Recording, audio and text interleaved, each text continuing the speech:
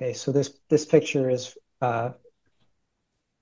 standing where the vehicles are generally parked when we've done the site visits in the past. So this doesn't capture that gravelly area where the vehicles are parked, obviously, because you don't see any vehicles in here. This is just the ground cover from that position. I don't really have a picture that shows what you were just discussing. Okay. I don't know, Jim or Brad, did either of you take any pictures of those areas? No, I have one other picture though that may show a disturbed area. It's not the area you're asking about though.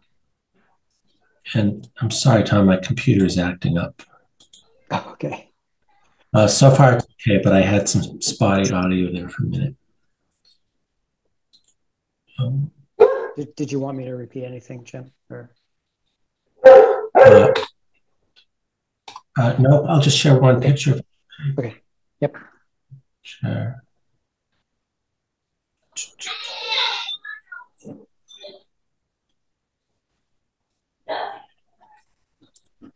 Share. Okay, this is I assume you see this. This is the area next to the house. There was some excavation. To me, on the left side of that frame, it really looks like it was dug out. And that's the only thing I wanted to show. I don't think it was in your video. Yeah. Okay.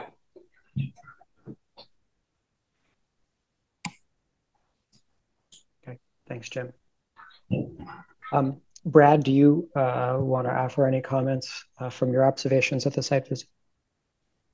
No, I don't have any pictures of that area. And I guess the only other comment with respect to the bylaw part of it, unlike different aspects of the Wetlands Protection Act, this is really one of those finer key points that's really up to the interpretation of the individuals. There really isn't anything I can better advise the commission on that. It's really each one of you what your opinion is on that. So unfortunately, I don't think I'm going to be much use to that. It's something that the three of you really need to decide yourselves on. Okay. Thanks, Brad. So I've gone back and forth on this personally. I think in the beginning, I thought that, so going back to when the notice of intent hearing opened, I was pretty sure that we should hold ourselves to the line of disturbance, and that we should take it as the boundary. And since we agreed to it in the ORAD, I thought we were bound to follow that line, and that it was basically a limit of the limit of the bylaw exclusion. Then after we received the comments from the attorneys, town council, also comments from briefly our previous agent. I moderated my view on that it wasn't as clearly black and white as I thought it was. But having seen the site again in the site visit, I think while a camp style property, I personally don't think is developed. And I think we could probably quibble a little bit about how much development is development. We do need to decide what that line is. If I look towards the future, if every camp style property around all of the ponds gets the benefit of the exemption, then we're going to have an awful lot of very destructive development. But if that's what the bylaw means, that's what the bylaw means. And so be it. I'm still not entirely sure where I sit on the spectrum. Um, but I think I'd be hard pressed to keep a straight face and say that that isn't a lawn, certainly between the house and the pond. I mean, that's clearly disturbed. That's clearly been used. Um, yeah. Go ahead, Jim. I see your hand up. I'm rambling. I want to make sure I have this right. Approving the limit of disturbance, agreeing to that is not even, it's not approving the project, right? It doesn't mean the project gets built as is. It doesn't even mean the project gets built. Um, there are things the engineer can do to make it possible, but we're not there yet, right? Is my understanding correct? I mean, sure, we still have the full process of the NOI to go through, but settling this issue then determines how we view the plans. And I think that we're coming close to an agreement that, um, at least among the commission members, and I feel like Dennis is also on this path, though maybe he can confirm for himself that we're probably going to treat most of this area as previously disturbed. Yeah, and I guess that's where my question is. Do we have to, like, I don't like I'm hesitant to set the precedent or say because we had the notice limited disturbance on the map that we have to treat that as a previously developed area.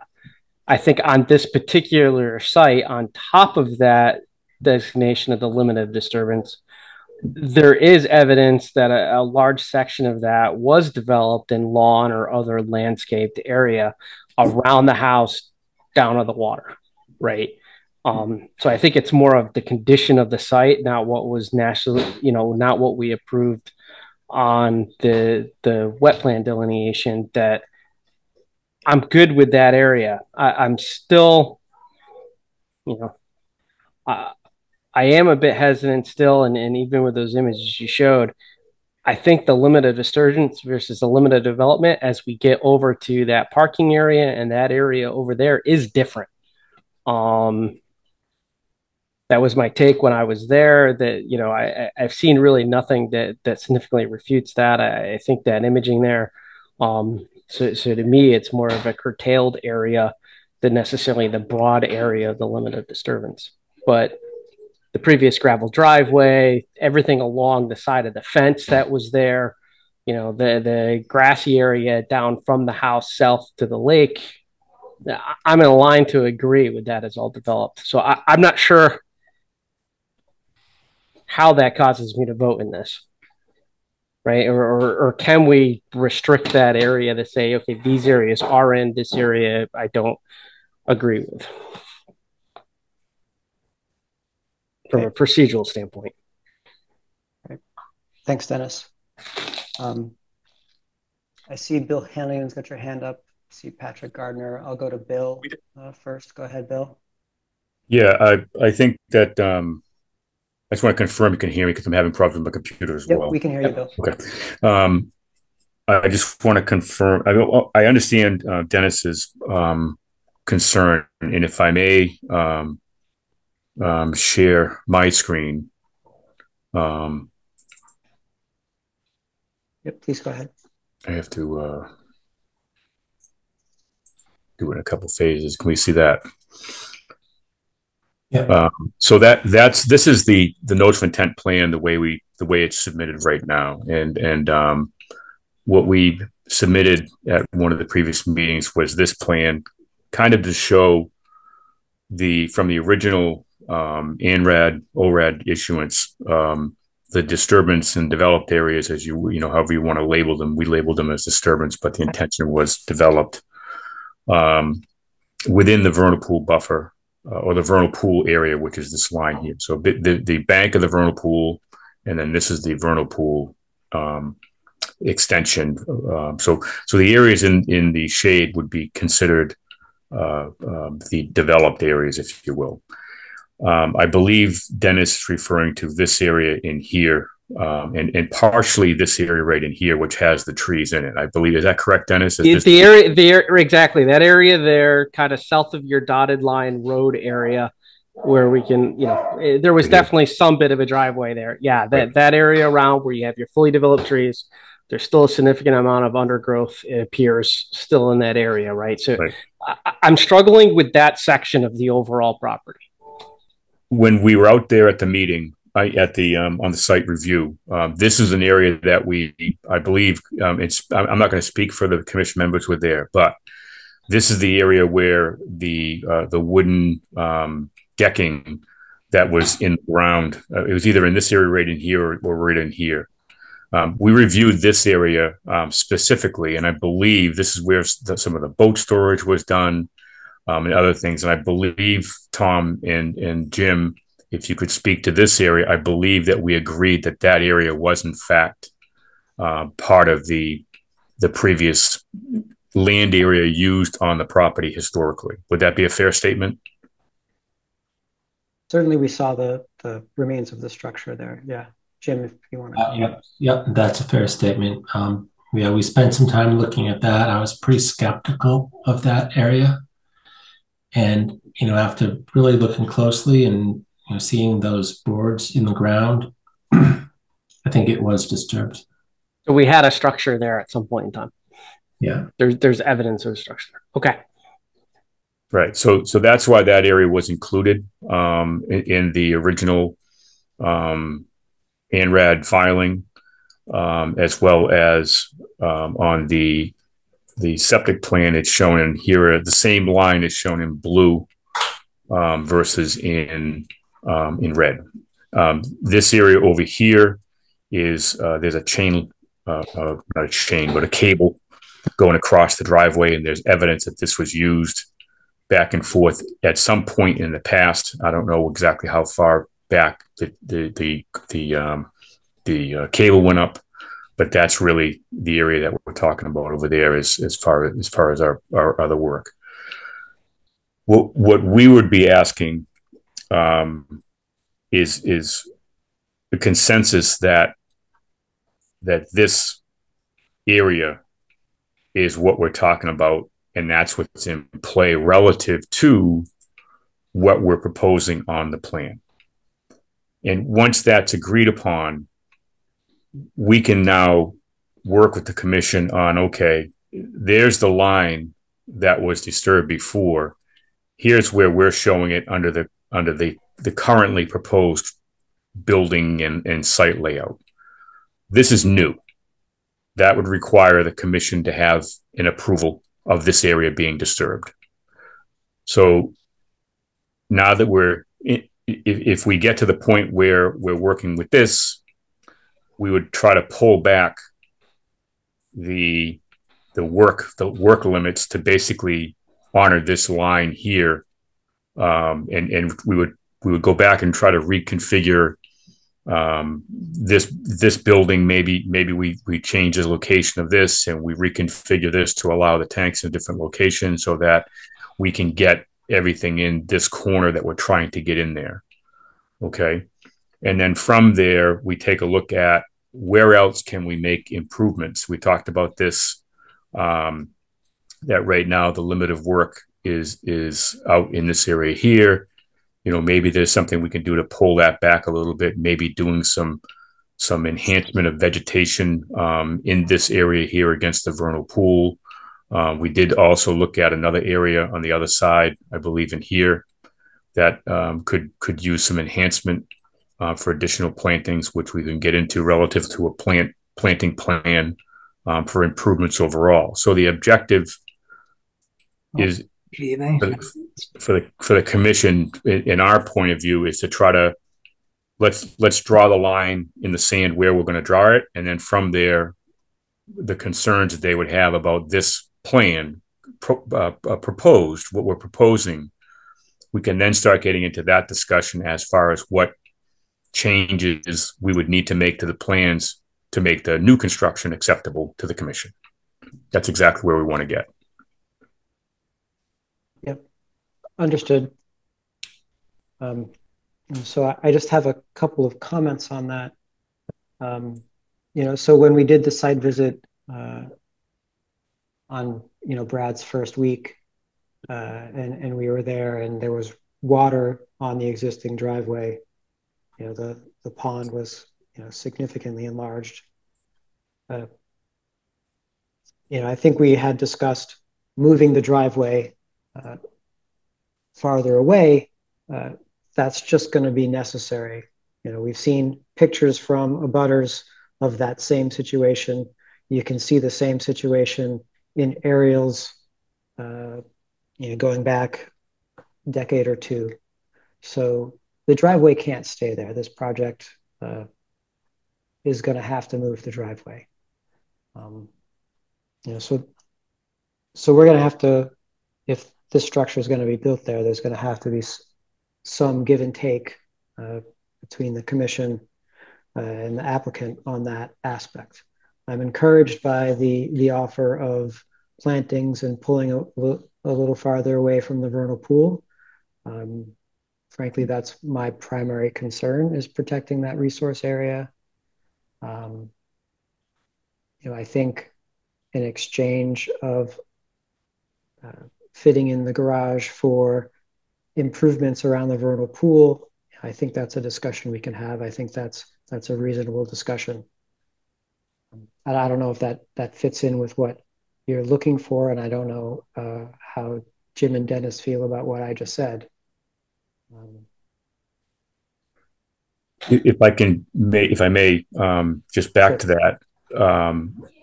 We did at I think even at the last meeting talk about the relocation of the driveway out of this area and into an area out this is clearly undisturbed up in this area here. So what we would need is to relocate the driveway. We would need the commission to grant approval, and potentially it could be perceived as a waiver to do this work within the vernal pool resource area as defined in the regulations, which has that 100-foot offset from the bank. So I think that for us to move the driveway out of this area here, okay, we would need to know that the commission was accepting of us creating a new disturbed area up in this area here, which would probably end up coming back up in here, and then we would probably trail it back down, bring it down by the septic system, and come back in and reconnect with the existing driveway now that's there. But we could bring it around, get ourselves outside of the 25-foot vernal pool buffer, probably even get ourselves outside of the 25-foot local wetland buffer in this area here. We'd have to kind of take a look at this area here to find out what improvements we could make here, and then go from there. But I think what we would need first, at least, is some sort of direction that the commission is going to find this area as our starting point. And if we have this area as our starting point, as we said at the site walk in at the previous meeting, now we can start taking a look at what changes to the site plan we can make and accomplish what we're trying to accomplish, which would include basically restoring this area.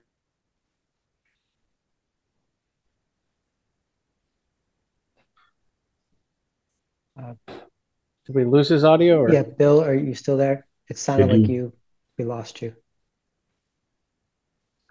No, okay. I can hear you now. You again. Okay. Yeah. All right. It's telling my internet connection is unstable. I'm right next to the router, so I don't know why.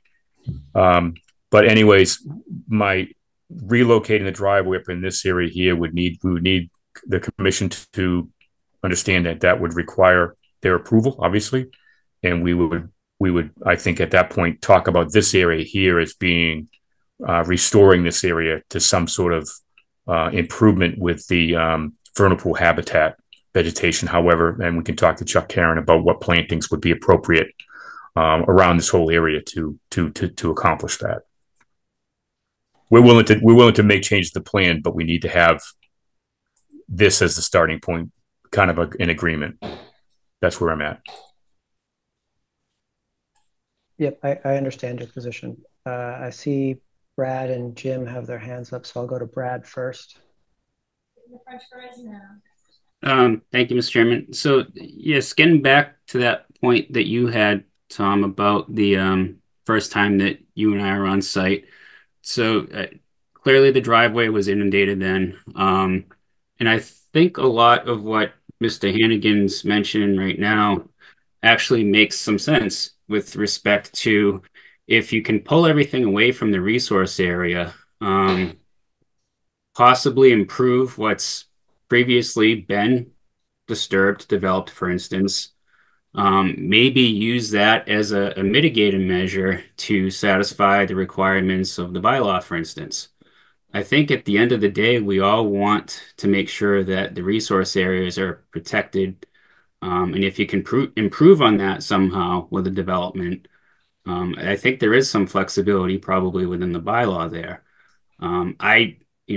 Personally, I would love to see that driveway move away from the edge of that vernal pool. What the numbers end up being to make that happen, or what other mitigating measures there could possibly be. But I think there's a lot of potential for doing that and getting something to ultimately work out here.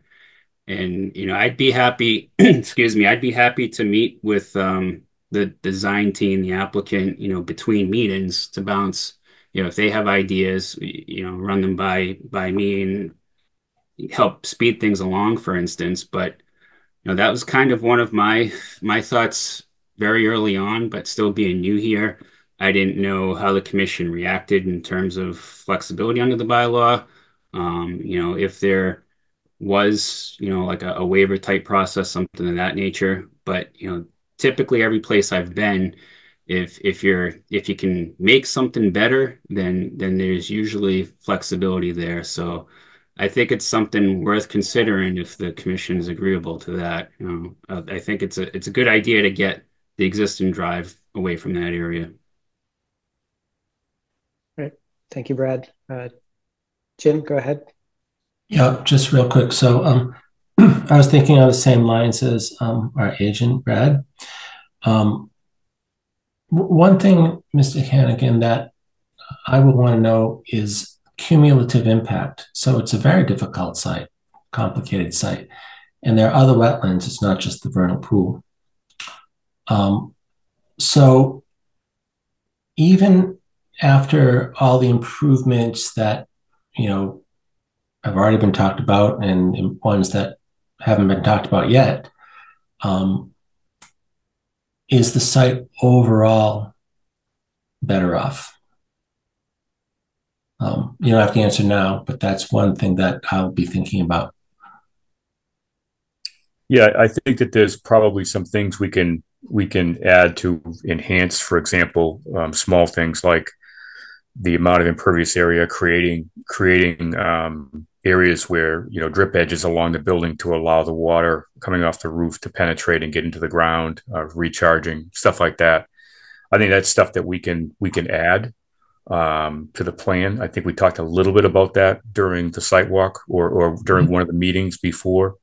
But for us to get to the point where we're proposing them, we need to have the layout work. And there are other aspects of the regulations that we have to deal with as well. Specifically in this area here for the septic system, these tanks have to be 50 feet off of the vernal pool, and that's a state regulation. So that's one of the restrictions that we have. But I think that we can reposition these tanks along with possibly realigning this garage, maybe rotating the garage to get the driveway more to go into this area here, and probably would need to eliminate this secondary shed, barn, garage area, or relocate that somewhere else. But those are things that I'd like to be able to take a stab at between now and the next meeting. And I really appreciate Brad offering to take a look at some of the things that we would be proposing to make sure that, quite frankly, to make sure that we're heading in the right direction and we all agree on the relative aspects of the development and the bylaw. So I think that would be something that we would be very very much amenable to. Right. Thank you. So a number of people have their hands up. Patrick Garner, you've had your hand up for a while. Go ahead. Yeah, thank you, Don. Yeah, I'm a little disturbed by the direction that the discussion has been going tonight. We talked extensively last meeting about the ANRAD and the purpose of the ANRAD and what the ANRAD actually accomplishes. And it is a confirmation of resource area limits. It's not used for disturbed areas. That's not its purpose. That's not what it's constructed to do. And that's not, in fact, what you did when you issued an ORAD. You might possibly be able to argue that you did so if there had been a written document that came along with that specifically said that that's what was occurring in the process of issuing the ORAD. But I think even that would be questionable because that's not the purpose of the ANRAD process, nor the purpose of the ORAD. Those are strictly limited to resource areas and not arguments over what's been disturbed and what is not. That being said, I think we have to stay focused on the whole purpose of this sort of ongoing argument, and that's the vernal pool habitat. And it's been mentioned once or twice, but not with a lot of experience from what I'm hearing. Jim has talked about enhanced planting. That's not what anyone is looking for, and that's not going to serve any purpose at all. We have an existing certified vernal pool that is unusually robust. I do a huge amount of vernal pool work, and when I do so, particularly trying to go through the certification process, I'm hoping to get 5 to 10 egg masses. In this particular case, Oxbow found over 50 egg masses. So we know that the area itself is very active. It has a high level of species, and we have wood frogs that are the predominant obligate species. What we don't know, and it's very common to do such a study, but this study has not been done. We don't know what the migratory paths are for the species. So talking about moving trails and talking about work within the vernal pool 100-foot habitat area is meaningless without knowing what those trails commonly are. I've done so much work on so many vernal pools that have had adjacent development done where the pool basically was turned into a black spot because the species have followed these particular migratory paths sometimes for hundreds of years. They're not flexible. They don't move around. And so that if we disturb those areas, we're essentially, what we say scientifically, we're extirpating the species. But we don't know where those are. That study needs to be conducted. Those are typically conducted in the springtime with netting and counting. And there are a number of firms that do that regularly, particularly on vernal pool areas that become controversial, like this one is. So I want to, sort of underline that that's the case. There's also been discussion about trying to move the trail or the path. I'm delighted to hear that there's flexibility on the applicant's part to do that sort of thing.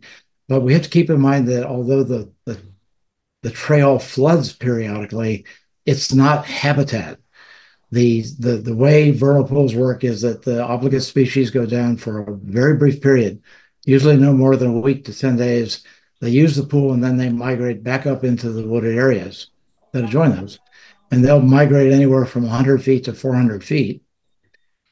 They're never going to use trails. They're going to get out of them as quickly as they can. So talking about moving the trail up into undisturbed natural woods that could very well be part of the robust habitat that the wood frogs are depending on is completely contrary to all science and everything we know about vernal pools. So it's great to see the flexibility and the willingness to think around this, but I'm appalled hearing about moving the trail.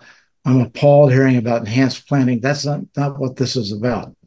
This is trying to do one thing only, and that's protect the existing habitat that has been so fruitful for the species that live there.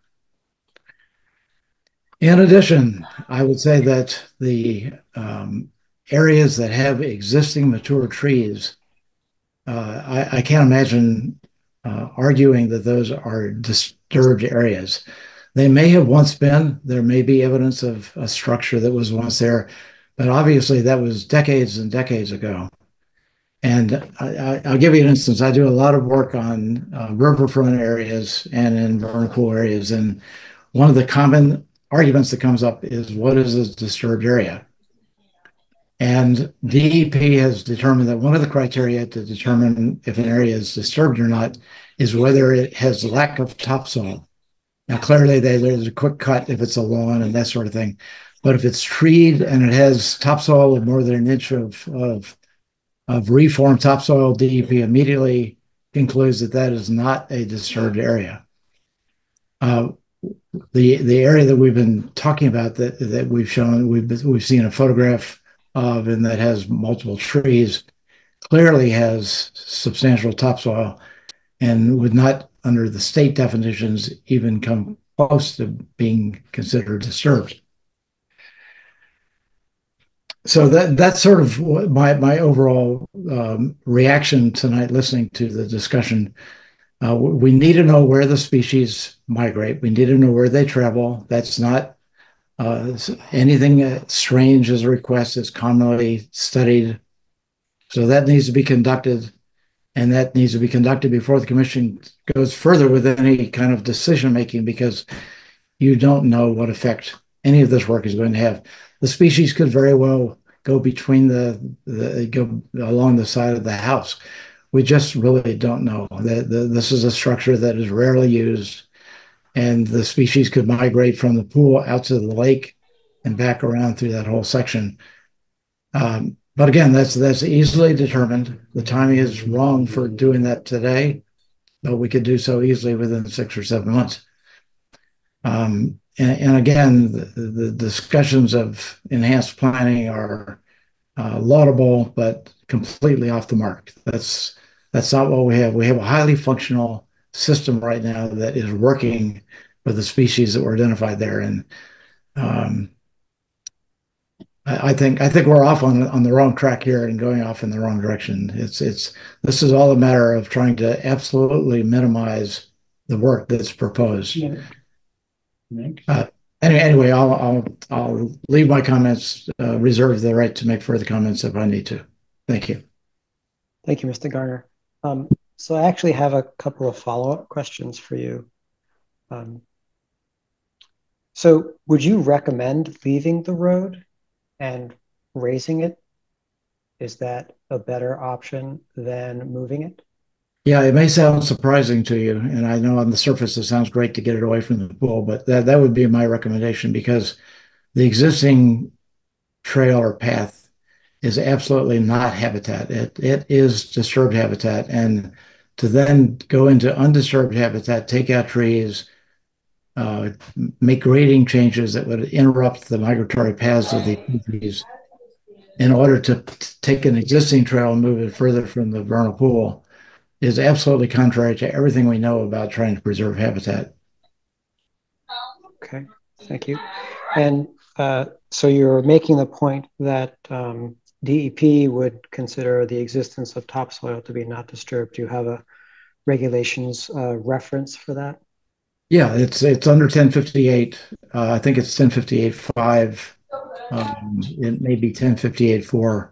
And I can send that data to Brad if you'd like me to. Sure, please do that.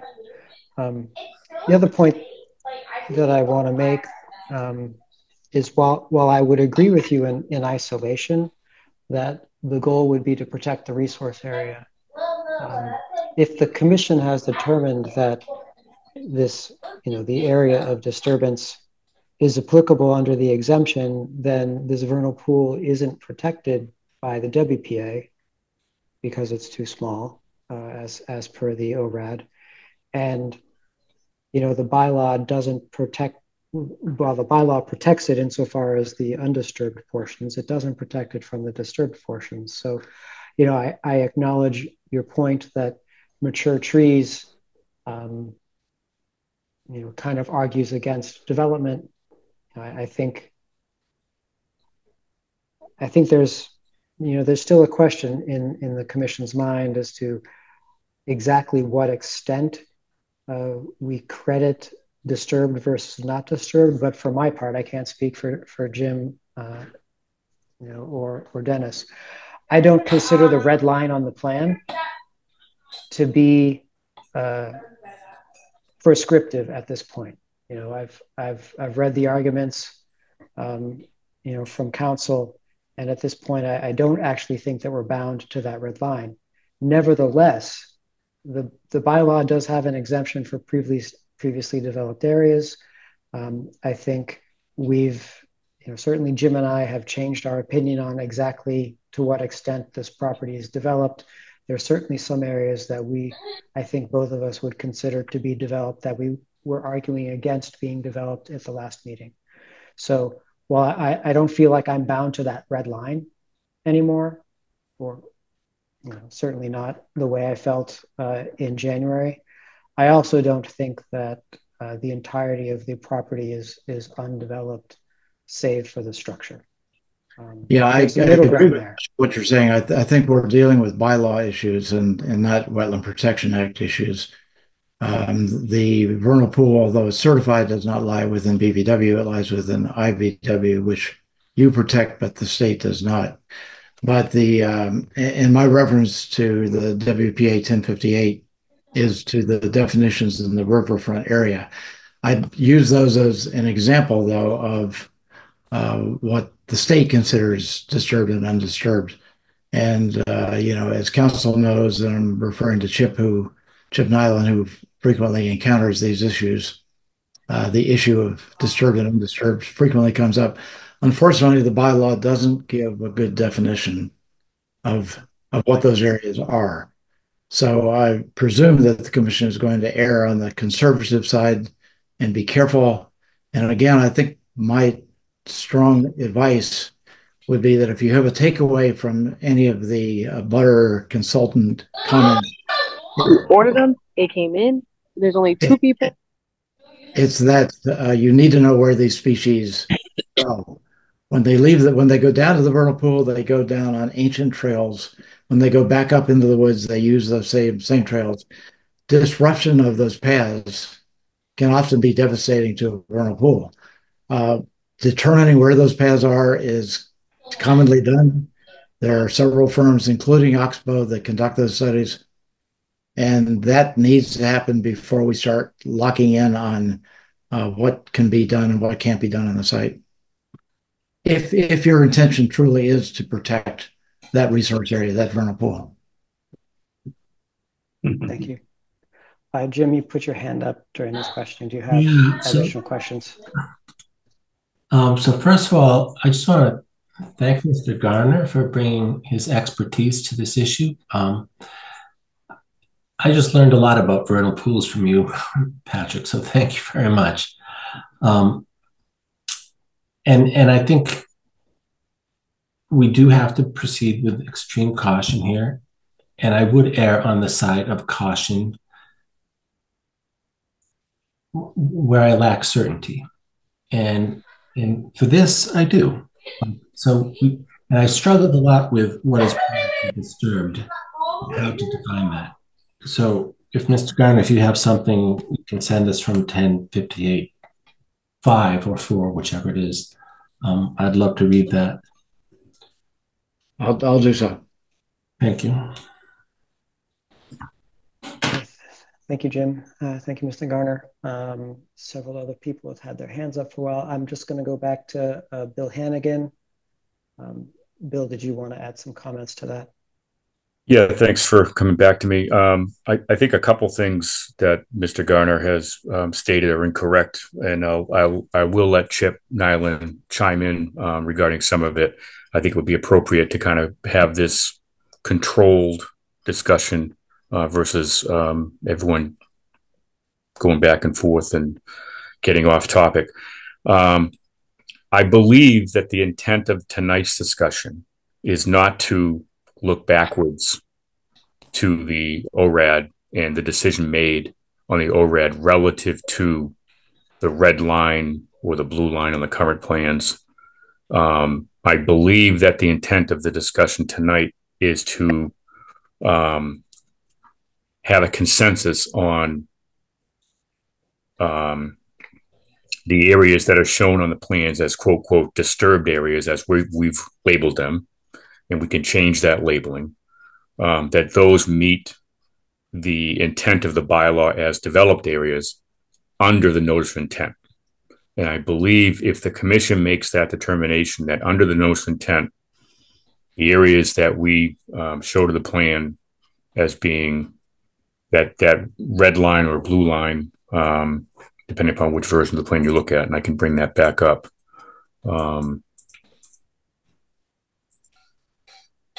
So that essentially that under this is the plan that was done under the ORAD. This is the plan that is done under the notice of intent. So the blue line in this plan, the intent of this discussion is to that the commission would be essentially agreeing that under the notice of intent, they've now reviewed this and they're comfortable with that line as a starting point. That's what we're trying to do, I believe, with this. Mr. Garner keeps on referring to the vernal pool as certified. It is not certified. And then the other question that I had, which I think Chip could get more into, is him utilizing the definitions of what's developed and what's undeveloped from the riverfront regulations within this bylaw definition review, because it's not the definition of riverfront that we're talking about. It's a definition of developed area within the vernal pool, as defined within the bylaw. So I believe they are two different things. And if Chip could chime in on that, I think that would be helpful. Train Island, if you want to chime in, please go ahead.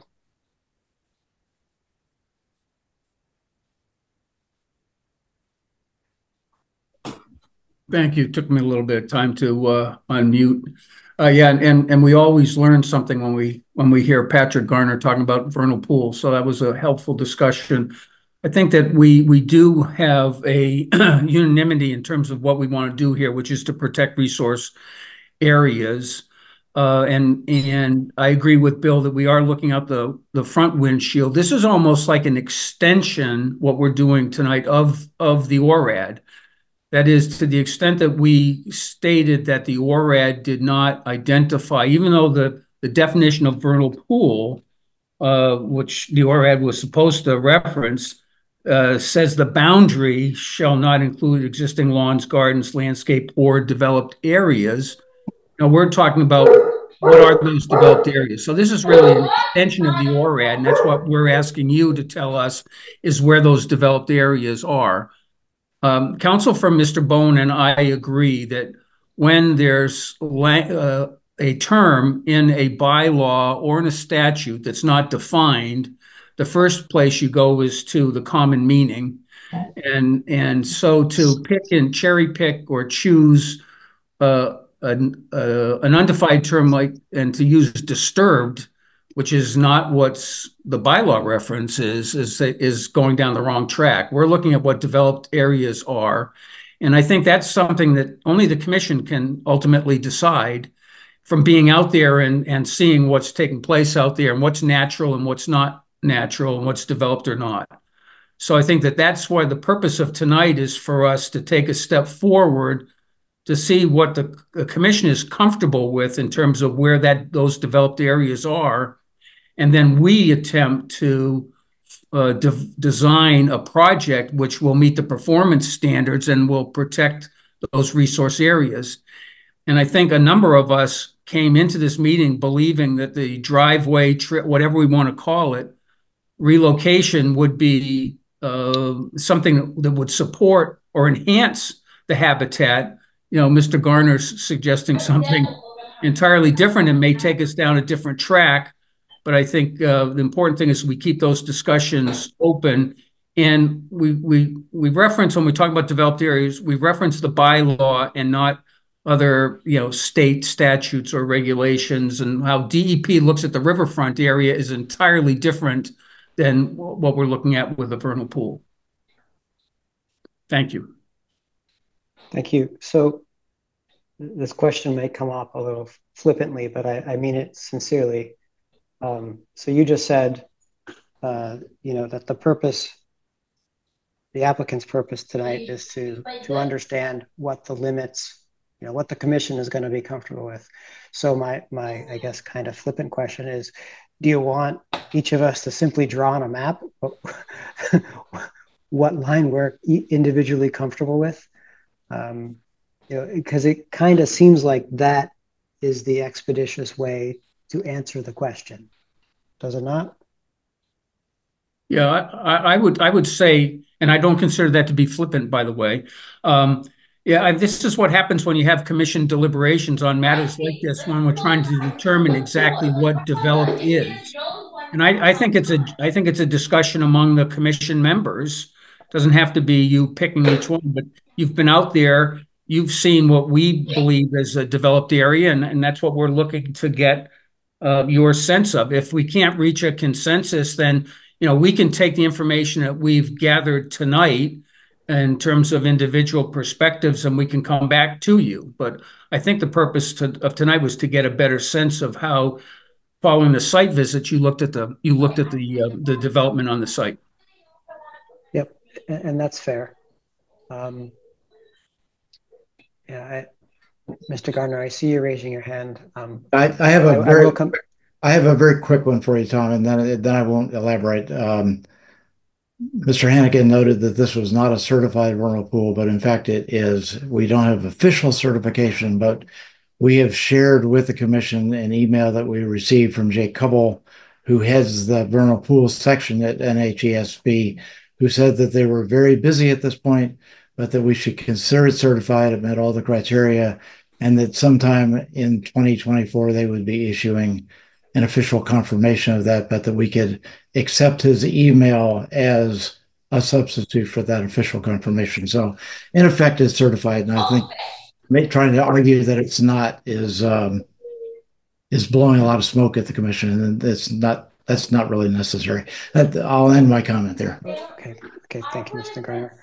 And if I may, Mr. Chair, that would be helpful if that information was shared with the property owner and maybe the design team.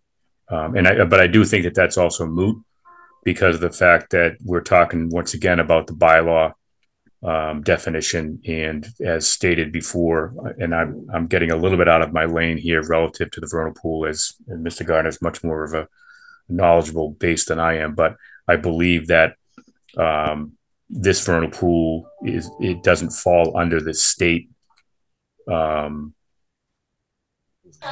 definition of vernal pool, if I'm making that comment correctly, or if I believe it doesn't meet because of the size, or because it's not within a resource, within a state resource area. For example, it's not within an isolated land subject to flooding. Correct. The vernal pool is not regulated under the Wetlands Protection Act. Right. So I think that they are kind of different animals. The certification process, I believe we agreed that if it got certified, it got certified. We didn't really have any objection to it. Yeah, Bill, I'll forward that to you tomorrow morning. I think it was forwarded to the commission a number of months ago, and it's obviously part of the public. I assumed that they would share it with you, but if they didn't, and it may have been part of the mix-up with the agent coming and going. But no, and it's something we never asked for it either. So I mean, it's gentlemen, fine. we're gonna move on from this issue. Thank you. Yeah. So I kind of asked, a kind of flippant question: should we just draw it on a map? So I'm actually going to throw that at Jim and Dennis. So do either of you have comments on whether you accept this line, for your own consideration of the bylaw, or would you draw it differently? And so I guess I'll start while you think about it. I look at those clusters of trees in various places, and frankly, I still don't consider those areas developed. I don't. I'm sorry. You know, there's that large area of lawn between the house and the pond. There's certainly the driveway, but the place where that structure long ago decayed away into nothingness or barely nothingness. You know, when I grew up behind my house in the woods, there was a VW. When I was 6 years old, that VW had, you know, 2/3 of its parts. And by the time I was a teenager, you know, it was just rusting pieces of metal. You can't tell me that that was a disturbed area, despite the fact that there was a VW there the whole time. Um, you know, it rotted away over the course of 20 years. Um, you know, I don't know what structure was there. You know, I don't know what it looked like. Uh, I don't know if it was there 15 years ago when the bylaw, or 20 years ago when the bylaw was passed. You know, but I see all those mature trees. You know, I'm not. I don't personally think that that red line is where I would draw the disturbed area. So my question for both Dennis and Jim, or do they feel the same way, or do they feel that the red line is the disturbed area? Because if both Jim and Dennis think that that is the disturbed area, you know, I'm outvoted, and that's that. So, Jim, Dennis. So, as I said before, there was the remnants of a structure there, but it was probably decades old. I mean, I could guess, but it's nowhere near in the recent past. So I'll do what I said I was going to do before and err on the side of caution. And I'm good with the red line, except for that area where the trees are. I would adjust it there. Okay. Thanks, Jim. Yeah, and just because there was a wood platform, what it was, what it's the size, you know, was it a rack for storing wood in the woods? I don't we know I don't want to make assumptions, right? And to me, disturb the full undergrowth, the size of those trees, those mature trees there. I think to me, kind of, if we take the dotted line in that area as is that's representing the boundary with the existing gravel disturbed driveway that's there, right? Dirt, gravel. There's definitely a disturbed area where people have been driving. I take that as being disturbed. Where those trees are in that area, like I said earlier, I really struggle with that. I would say no, I don't call that disturbed. Definitely, it's not landscaped. To me, the areas around the house, side down, even though there are a couple of larger trees, it's been cleared. There's evidence that grass and you could call it a lawn in that area. So I really find the areas south of the house, the red is appropriate there. I mean, the bottom half of the map. Sorry, I can't see where the key is. That might actually be north, but that area there, yeah. To me, it's more the boundary of the vegetation that's going up and around that corner where I struggle with. I don't. It's definitely not lawn, not landscaped, and other disturbed areas. You know, trying to go along with what we were calling out in our bylaw: lawns, gardens, landscaped, other developed areas. It might have been disturbed. I can't call it developed.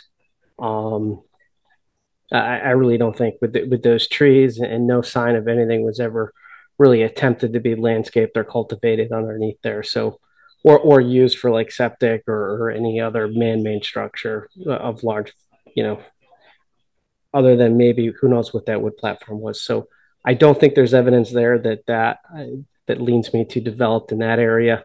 The rest of the site, I do agree with the applicant on. All right. Thank you, Dennis. Thank you, Jim. So I think, Mr. Hannigan, I think, you know, if I could summarize the mood, I think we're roughly comfortable with the red line, except for that cluster of trees where the detached garage was proposed. You know, we've just received testimony from Mr. Garner that he's recommending that the commission not move the drive because the drive is already basically accounted for, I would say, and that we shouldn't move it and restore it, but maybe just raise it. I can't comment on that. I'd be interested to hear what our agent has to say on that topic. But it sounds like maybe, from a biological standpoint, moving the drive might not be the best solution. And so we're happy to, listen and make the improvements that we can. I don't know if that gives you more clarity, or I think maybe we just went backwards and removed some of the clarity. No. I think that this is what we need. Just sometimes what you need to hear is not necessarily what you want to hear, and I think that's fine. I think that we still have we're not giving up that this is what we perceive as the limits of disturbance as defined. I think what would be helpful, and maybe this is our next step, is that to meet. Maybe we can do this with Brad and you to go out and then say, okay, this is where we drew it originally out in here. We understand this cluster of trees you want to protect. I mean, do we just go around the trees like this and protect this little piece here? Or is there someplace in between, which I believe there probably is, that we would, put a dash line in here in a different location? And it might be that we go out in the field and we stake out this line for yourself, and maybe you and Dennis go out there this time, and we have Brad out there, and we agree to draw the new line in. We locate that, and we bring that, and we put that back on this plan, to say, okay, this blue line, which matches the red line, is now up in here. We're not doing that. We're not doing that. And that way we know what we're dealing with. I think from the perspective of from the legal perspective of things, because of the fact that I know that there's other things going on behind the scenes that we're dealing with. I don't think that we would give up that line as defined under the ORAD, because that's already been issued. I think our position is going to stay the same, but as a compromise, if we're able to isolate this area here, and in our reworking of this site plan, if we're able to protect this area here as part of it, or disturb less of it than we're proposing under this plan here, then I think that's moving forward. Okay. So that would be what I would like to do next, is to go back to the site and take another look at this particular area here in closely, and literally draw a line on the ground, and then survey locate that and put that on the site plan that we have here, and say, okay, can we work around that area? In other words, if that area is right where the septic tanks are, and this is the only place we can put the septic tanks, at least we can go back to you and say, okay, we need to do this, and here's why. We're going to disturb this additional area, which you're saying is not part of, it's part of the ORAD, but is not part of what you're looking at under the notice of intent as being something that you would want to, something you would want to protect right now. If we have to disturb that for some reason, we can say, here's why we're disturbing it, and here's why we need to, and then we would need to provide mitigation for that disturbance that we're creating within that vernal pool defined area. I think that that's really the next step. I think that's fair. Brad, I don't know if you want to add a comment to that, if you think that's a reasonable next step. So Tom, what exactly is your question again there? So Bill is proposing, correct me if I'm wrong, Bill, that I think at least Dennis, since he hasn't been to the site in a growth season, and one other commissioner, just go out there and look at that little cluster again and decide whether that's going to be protected by the commission. Did I essentially say that? Yeah, in essence. Yeah, yeah. Let's go take a look at it and create, make adjust this line around it so that we're not guessing which piece of this whole area we're agreeing on that in the field. I would say alternately, Jim or Dennis, you could just speak up and say, protecting those trees, if you just want to draw a circle around them and call it a day, and skip the site visit. I think we could also do that. I don't know that another whole cycle benefits everyone. Yeah. So, yeah, I'm not sure I need to see it again. I've been out there twice now. I would just draw a line around it.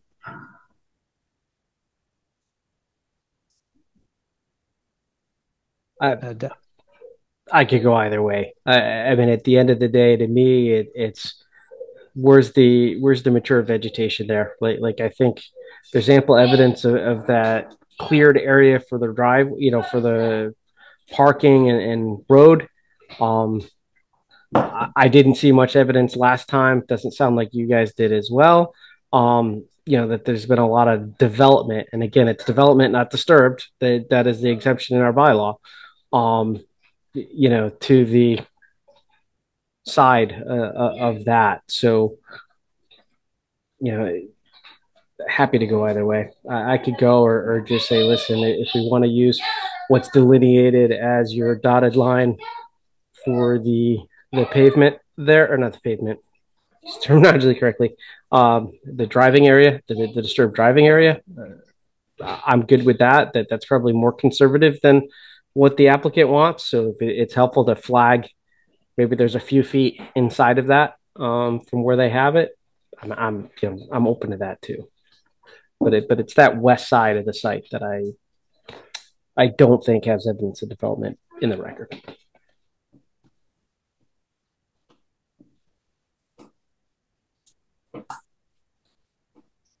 I'm pausing, Dennis, because I think you just said the west side, which. Sorry, maybe it's not what the. Because that would be the left side of the plan as just. I don't have. Sorry, the right. I guess it's the right side. So, farther away from the vernal pool from the the drive. That's what I thought. Okay. Sorry, east. Cardinal directions. Bad in my head. So, Mr. Hannigan, I don't think we need to have a site visit to put flags there. You were showing that cluster of trees. I think save those trees. That's your boundary, and work from there. There's two people who've had their hands patiently waiting for a long time. Sorry, I'll go to Mr. Bowen first. John Bowen, go ahead. It's during this whole discussion, the terms disturbed and developed have been used interchangeably. Obviously, in the last couple of minutes, the distinction has been made that basically it's developed that's key and not disturbed, but then we're on the issue of when does a disturbed area become developed? I think that's something which really has to be kept into consideration in all this. Comment today also was that there was evidence of a structure that's no longer there. I didn't quite catch where in relationship to the existing house. Is it on the water side of the house? Is it on the woods side of the house? But it was adjacent to the cluster of trees that we were just talking about. Okay. Because what I don't know what the evidence was the structure, but and I guess we had this conversation before that basically I'm the only one that really knows what was there, what wasn't there. And I don't remember a structure ever being between or on the back side of the house on my property's side of the house. So if there was a structure there, it had to be before 1945 or 1950, when I would become aware of what was going on there. Now, I don't know if that's significant, because at one time you talked about having a cutoff as to what was there before 1997, before 2007, and all that.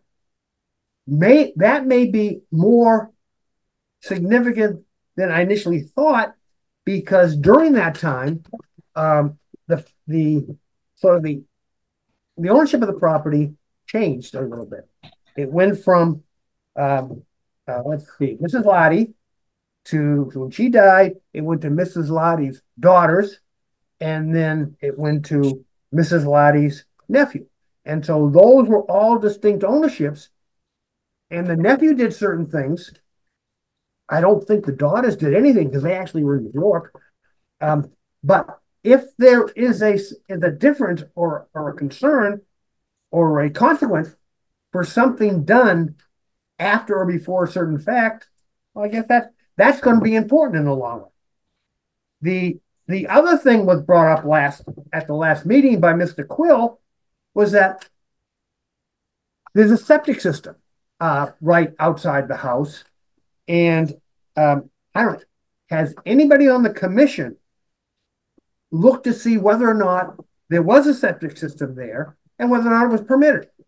Because I would presume that if something was put in that wasn't permitted, basically, is that there or is it not there? Does it change the consequence of what can be there because it wasn't permitted?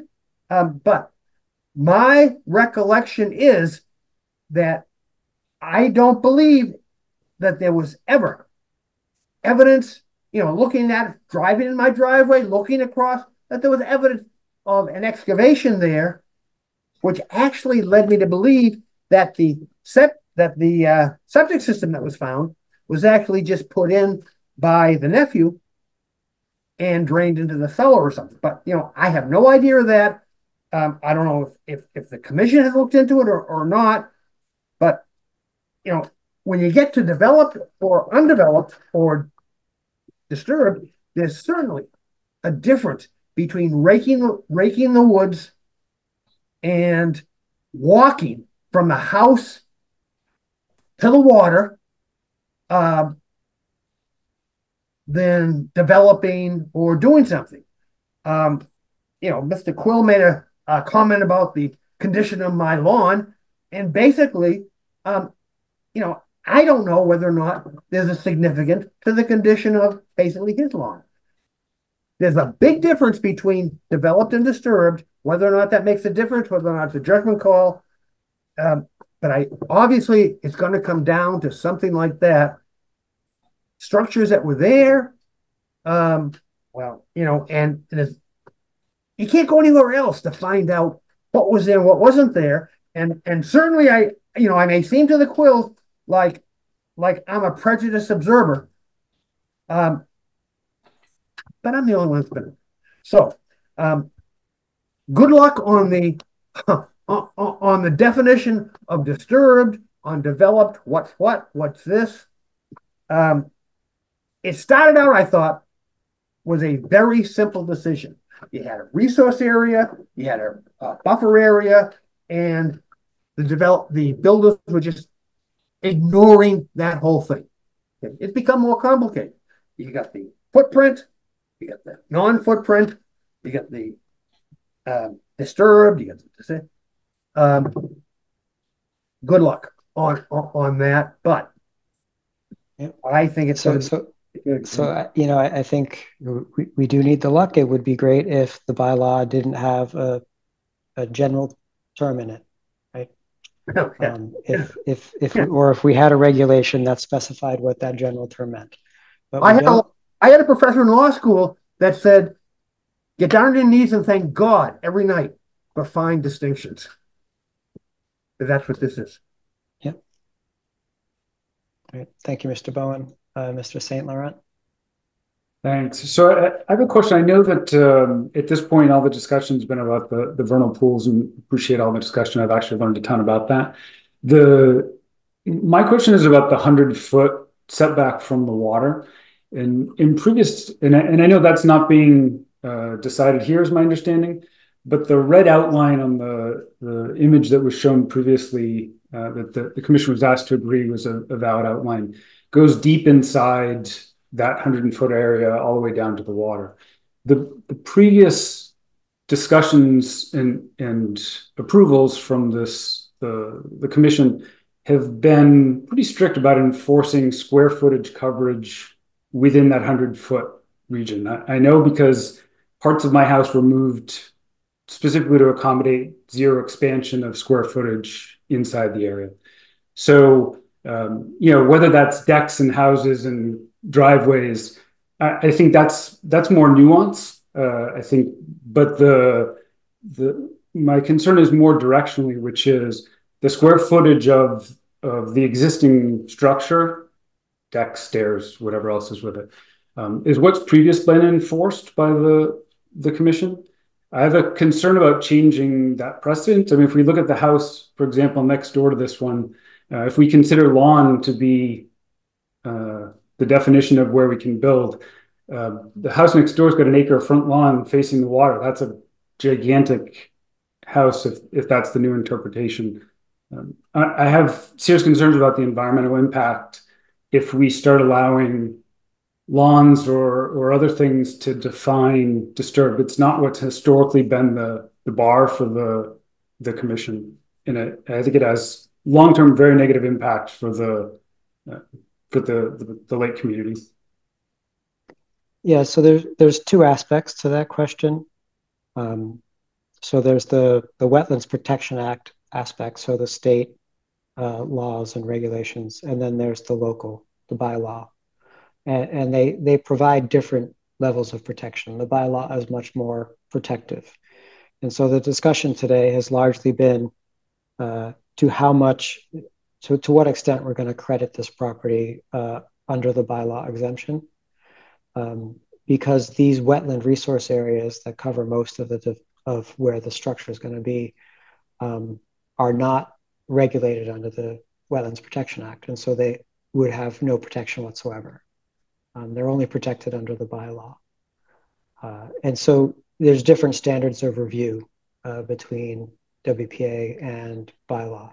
Now, with respect to the WPA, you're right that the structure shown on the plan does encroach into the 100-foot buffer regulated under the WPA to the pond.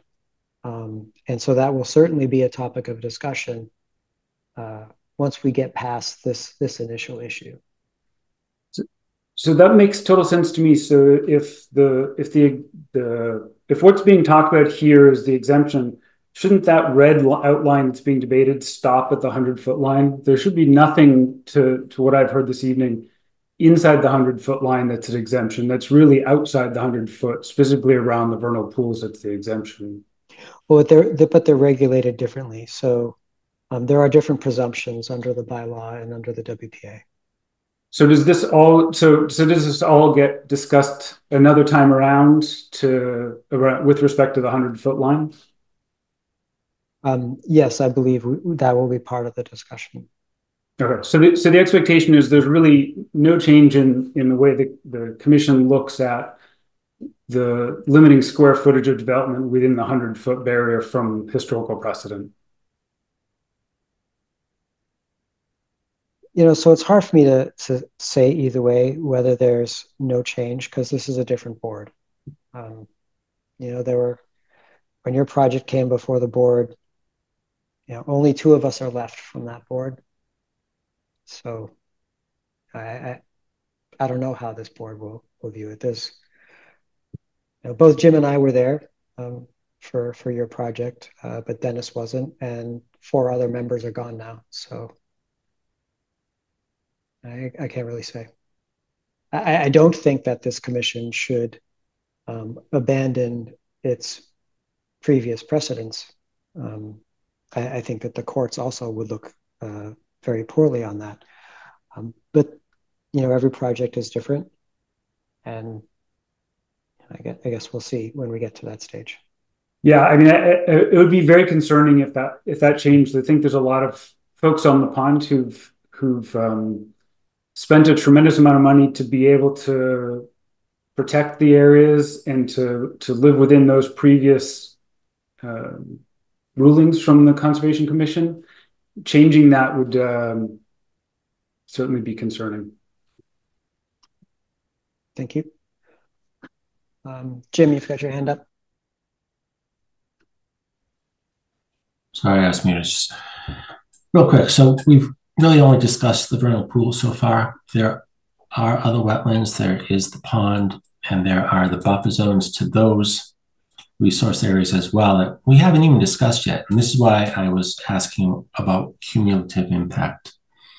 And some things Mr. Garner said about species and migratory paths. I mean, that's new information for me. I find it very intriguing, and I do think it's something that we need to be very careful about. Thanks, Jim. Yeah. Just one reminder, though, Jim, the wetland on the other side of the driveway isn't regulated under the WPA. It's only regulated under the bylaw. Okay. Mr. Hannigan, go ahead, and then I think I'd like to wrap this up for tonight. Yeah, I got disconnected for a little bit, so I'm coming back in. I understand what we're trying to accomplish with respect to these next steps, and I would appreciate if we could at least be able to. I think it does make sense to have, as much as it would be a nuisance for the members, to have another look at what we're doing on site. So share my screen one time. So in other words, what we're trying to do is we're trying to figuratively draw a line in the sand, and so this is what I'm looking at as protecting the areas around that tree. And I just drew a random line around those trees, that if that's what it is, and this is why I think going to the site might make sense, because if I was to draw the line around what you talked about, I would say, okay, we're going to try to protect these 2, 4, 6 trees. And if that's where we end up, then, and the commission agrees to that, then I'm okay with it. Relative to knowing what I'm doing next. If someone says, well, geez, I think maybe it should be a foot to the left or a foot to the right, that's kind of why I think going out and taking 10 minutes and just agree to draw the line and paint it on the ground and survey locate it, and then come to the next meeting and say, okay, here's the line that we surveyed on the ground the day that we were out there. Now we have someone who's been to the site and saw where this line ends up on the ground. That's the only reason why I'd rather do a site review of it. And if you want to just do it with Brad, that's fine too, but I think it would be better for one of the members who's been really involved with the discussion. I understand. I do think having Dennis come would make sense. And I do think either Tom or Jim should be there, along with, so that everyone is on the same page. And we come back and we say, okay, this line's right, this line's not right, but it's something more like this, and this is kind of what we agreed to out there, and go from there. We're trying to work within parameters that we can agree to, and if I draw a random line and the commission doesn't go out and look at it, then I feel like that gives the abutter something to talk about, quite frankly. I understand your concern. I'm fine to go out there and do another visit. Dennis, you just said yes too? Yeah, absolutely. Okay. If that's the request of the applicant, I'm happy to accommodate. Let's see if we can get that scheduled soon. I think, Jim, you kind of expressed fatigue, site visits fatigue. Yeah, so I won't go. There'll be a quorum if I go. So the two of you go, that I'm fine with that. Okay. So I guess aside from that one area, I think that we're getting closer to agreeing with where are as a starting point, and then from there we can start looking at next steps relative to any potential further reviews and any additional adjustments to the plan. Agreed. Okay. So with that, we would request that the hearing be continued to. I guess we have to figure out what the next meeting would be. It's August 27th. There's still one. Mr. Bowen, you had your hand up again. Just got a comment. That wasn't my comment. In March, oh, that's okay.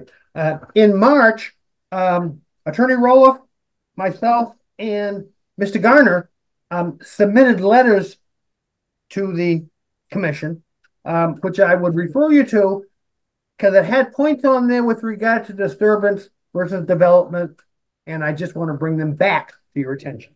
That's it. Thank you. Thank you, Mr. Bowen. So I think we're ready for continuance. Mr. Chairman, one thing, I'm not going to be able to be at the next meeting because of work. So let me look at my calendar. Next one, September 10th. September 10th. Is that acceptable, Ms. Janigan?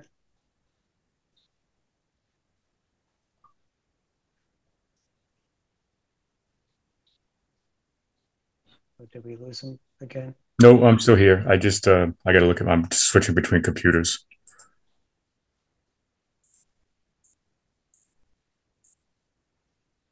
Yes, September 10th works for me. I'm sorry, is Mr. Lavalley not available on the 10th? Available next meeting, which is August 27th. 27th. Okay, so he's available on the 10th then. Okay. Yeah. So I'll make a motion to continue the notice of intent hearing for 10 Fire Road 54 to September 10th, 2024.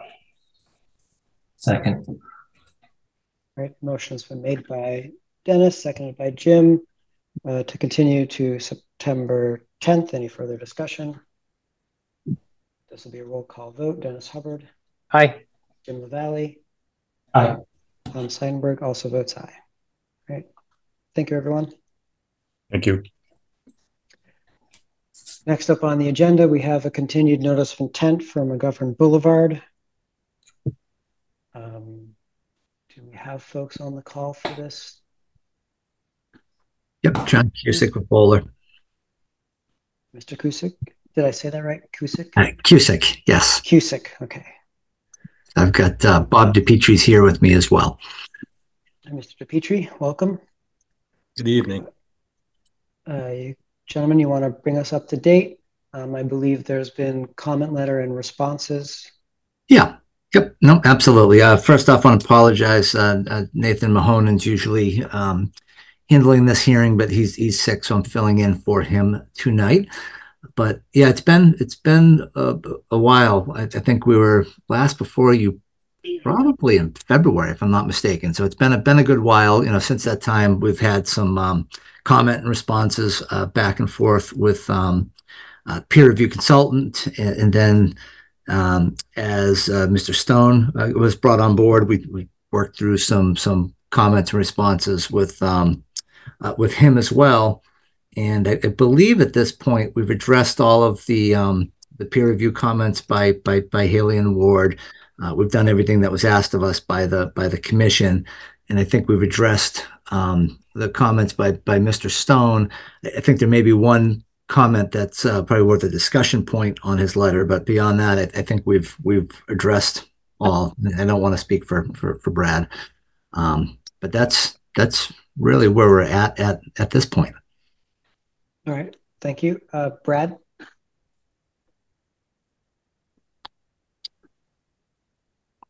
Okay. So yes, I did. I think I sent the commission recently the latest set of revised plans that we had. I didn't do a follow-up comment letter or even a memo regarding whether my comments had been addressed. But yes, in general, all of them have, except for the one thing that I had a little bit of concern with, and that was with respect to the site being designed with the stormwater management system for the road itself only. It's atypical from what's normally done. I understand why it's being done in this fashion because when you have such a large commercial multi-use potential type site, you don't know what's going to be there. And unlike a residential subdivision, for instance, there isn't a conservative value you can plug into those lots at this time necessarily and do that design ahead of time. So in concept, I don't have any opposition to them coming in or someone coming in after the fact with the stormwater mitigation being done on the lots themselves. My concern was making sure that that actually happened. And there's many avenues that that can happen. It can happen through planning board. It can happen through site plan. It can happen through planning board for stormwater permits themselves.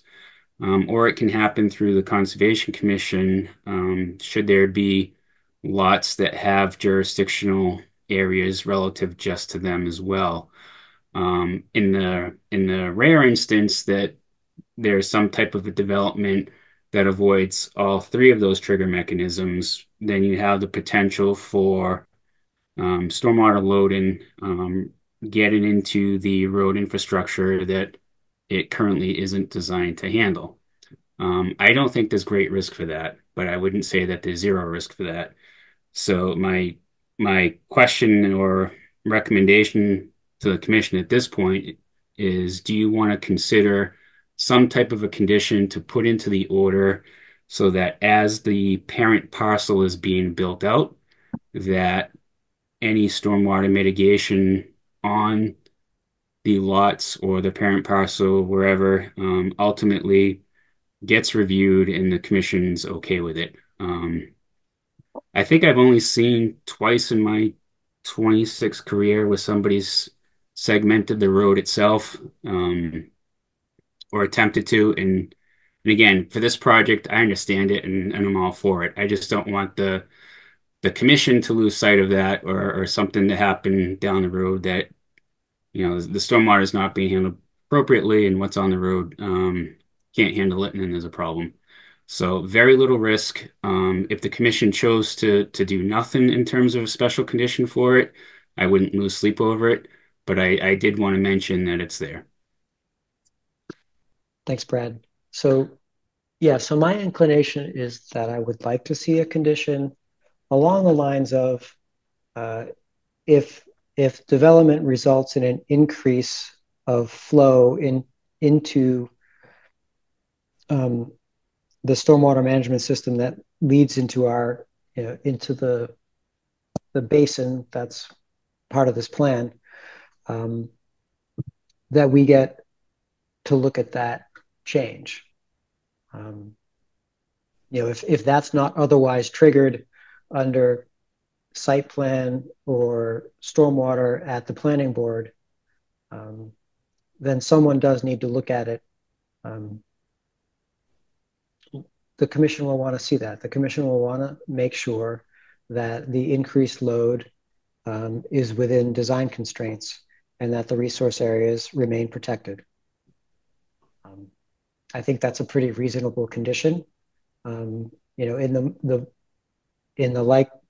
perhaps likely event that these lots are eventually built out with self-contained stormwater management systems outside of Concom jurisdiction, there isn't an issue, right? Because you're not adding additional load into the basin that the Concom is reviewing in this NOI. But I think that that's a perfectly reasonable condition. Not only that, I think it's a necessary condition. the stormwater system has been reviewed. Apparently it has been found to be sufficient and compliant. If flows are added to that system from outside of the commission's jurisdiction, the commission wouldn't ordinarily get jurisdiction, yet resource areas can be impacted. That's an alteration. So I understand. I think what the goal is. I just think we need to be careful with the language that's said, because once something gets written down, then it gets scrutinized to see what exactly does it mean.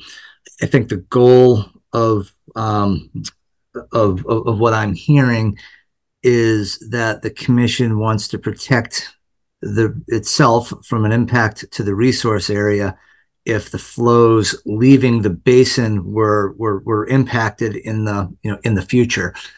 I.e., you don't want to make sure that the flows leaving that detention basin aren't increased such that the detention basin can't handle the flow leaving it, or it changes what's been advertised as part of this process. So which I don't have an issue with that. I just think it's got to be careful just to say that flows are increased, because when the ultimate lots are developed, and again, we have no idea what's going to be developed when and how and all that, which is why we're kind of careful for trying to for being, I guess, open about that. We just don't know what's going to happen when. But I do know when we do come back with the plan to develop the lots at some point, there's wetlands on all sides of this plan, so it's I'm fairly confident we're going to be before you. But I also know as part of that, we are going to have to develop a stormwater standards, a stormwater plan that mitigates flows and complies with the standards. So each lot, I would imagine, would have some type of a system on the lot itself, or there'd be additional upstream detention basins, and if those end up discharging to the roadway system that's proposed here, they would have to be held back so those flows aren't increasing to the basin, right? That's how we'd have to design it. If we are increasing the flows, then that would increase that would change the hydrology of the basin, and in theory impact the outflow. So that would be, frankly, changing at that point, would be changing your approval. So at that point, I think we would need to come back to you for an amendment anyway, if we're going to be impacting that basin. So it's a long way of saying I understand your concern. I agree with Brad. It's a very, very low risk that we wouldn't be before you anyway, or planning or something being reviewed. But I just want to be careful with the conditions, so it's not so it's easily enforceable and understandable. So I think with that, perhaps the condition could be worded such that flows from that basin cannot be increased without going back to the commission through an amendment or new notice of intent, or whatever the case may be at the time, depending on what's ultimately proposed. So I'm not sure that I'm on the same page with you. So on the one hand, you're saying that adding new flows to the system would necessarily be disallowed because you can't add new flows. That new construction would be required to maintain the same flows as would exist when this approved project is completed, just the road. But then at the same time, you're saying that you don't want a condition that essentially states that. And so I'm confused, because almost by that logic, the condition is irrelevant because you're already held to that standard. And so instead, you're proposing that the flows coming from the basin don't change, but that's not the same thing. Flows entering the basin could change by that logic under some conditions, I would imagine. So I'm not sure that I entirely agree with what you said. Brad, you had your hand up. I don't know if you want to go ahead. Right. So just to be clear, my concern, I just want to because we had to change terms so much tonight, especially with the fire road project. But I'm not just talking about flow. I'm talking about all of the stormwater management standards. So typically, when you have a parent parcel development with a roadway, you're developing the site to meet that. So the roadway, what's going to be built there. Even if you're only got conceptual ideas for that, like I said, this project goes way beyond being able to do conceptual numbers because of the massive amount of land and the unknown final use there. So all of the standards would need to be meet, not just peak runoff, for instance. So, my concern would be that any development on the parent parcel meets those standards before it discharges to the road. So that ensures that you're handling the pollution criteria. It ensures that you're handling the infiltration criteria. It ensures that you're mitigating volume. So all of those things. A lot of that may be encompassed through other reviews, but there's a very slight risk that it's not. And I agree with you, Tom. I think we just kind of heard that they're going to have to do that anyway. So it seems like that a pretty simple condition relative to any development of that parcel will have to meet the stormwater standards as designed. The commission may want to think about the language a little bit. I agree. It's not something I've done before, so I'm struggling with the words myself, but I think it can be done just to ensure that what does get built on that parent parcel meets the performance standards that I feel the commission has the ability to ask for now, although I'm not suggesting you do, because I think it makes sense to piecemeal it in this instance, and then go from there. So, um, yeah, it's still very low risk. I think it's going to be caught in other places. But it also, there's always the potential for things to kind of to get away as well. So that's the real reason I brought it up. Yeah, and I may have misunderstood the request in that I was thinking that you wanted to come back before the commission for review for everything, which again, that's an added level of review and permitting that I don't think is necessary or needed. I have zero issue whatsoever if you're looking for a condition that says the development of the future parcels must comply with the stormwater standards, because we're going to have to your point. I mean, it's not something we would look to avoid.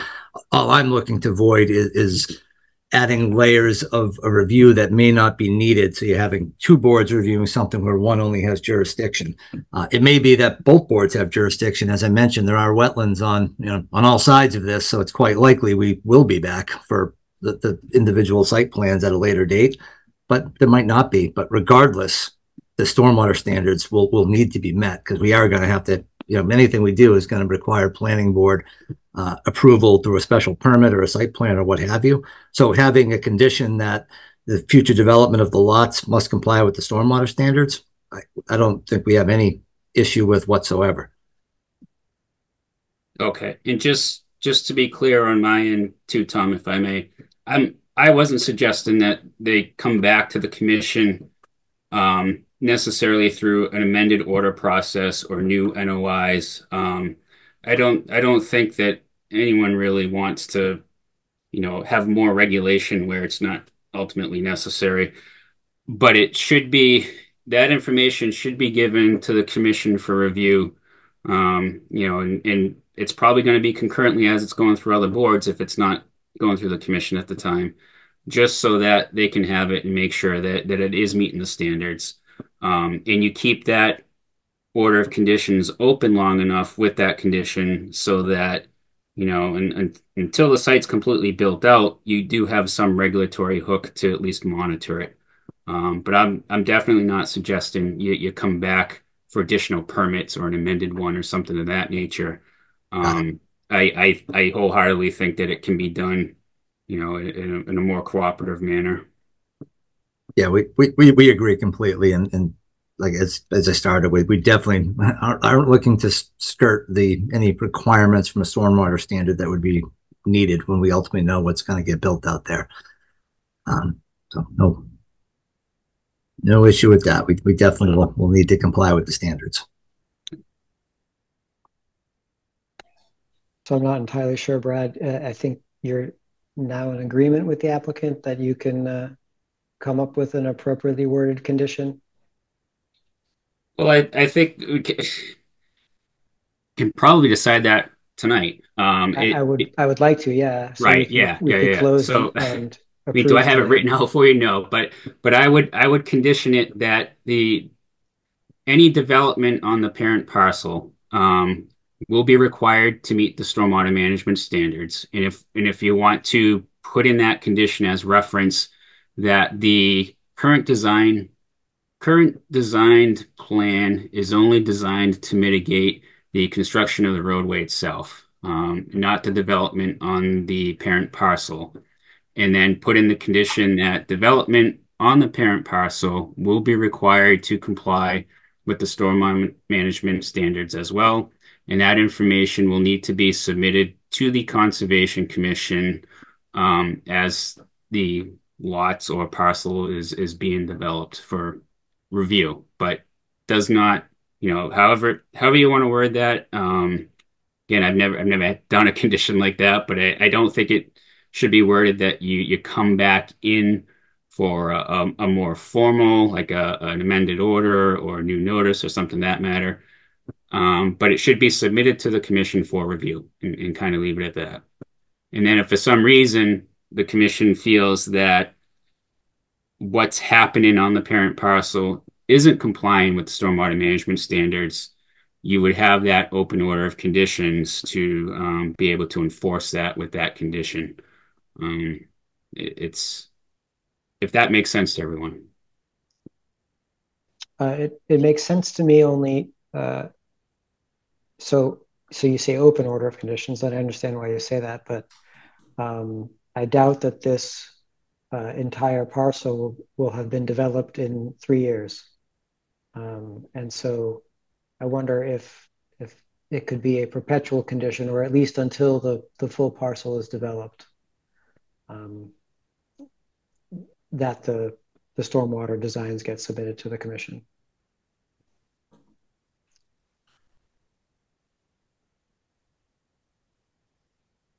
So the commission does have perpetual conditions in there in the special conditions for a variety of things. And forgive me, but I can't cite them off the top of my head.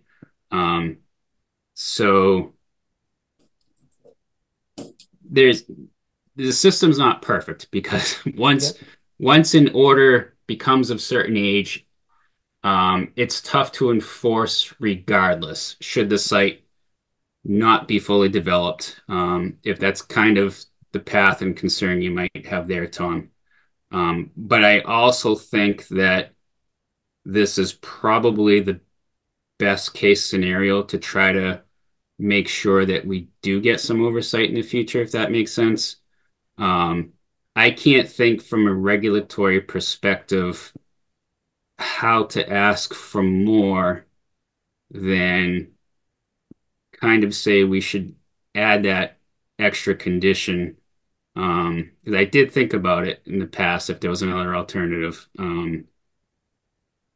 If anyone else has any thoughts, fine. But I also, go back to I think it's low risk that something's gonna be missed anyway. The one good reason putting something in there is as members change and staff changes, there's something in writing there so that the way a project was initially intended isn't forgotten. But it's not going to be perfect regardless of what you put in any order if you're not going to get the full build out within less than a handful of years, for instance.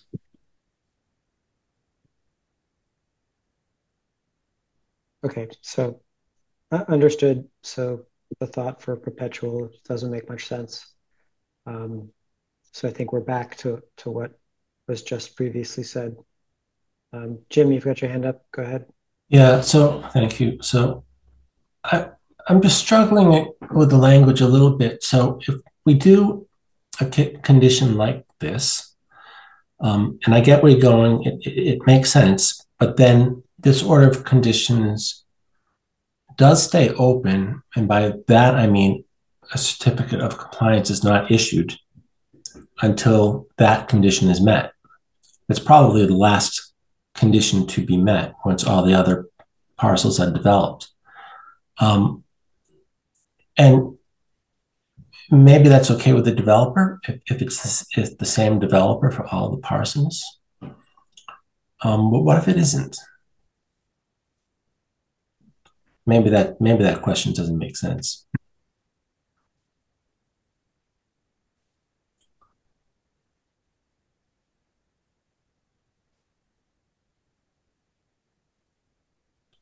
So I'm not sure if that question was for Brad or for me. I guess I see your point, Jim, but also I feel like the condition is pretty simple. If there are, yeah, I think Brad, you were saying that the condition was effectively, the build out of the larger parcel has to meet the stormwater standards. Frankly, I see that as kind of a useless condition. That's because, of course, it needs to, because that's just the law, and they have to meet the stormwater standards, period. I feel like the condition is specifically changes to what we've approved, additions of flow, additions of siltation, or what, things that would change what we're approving, presumably approving today. That's what triggers review.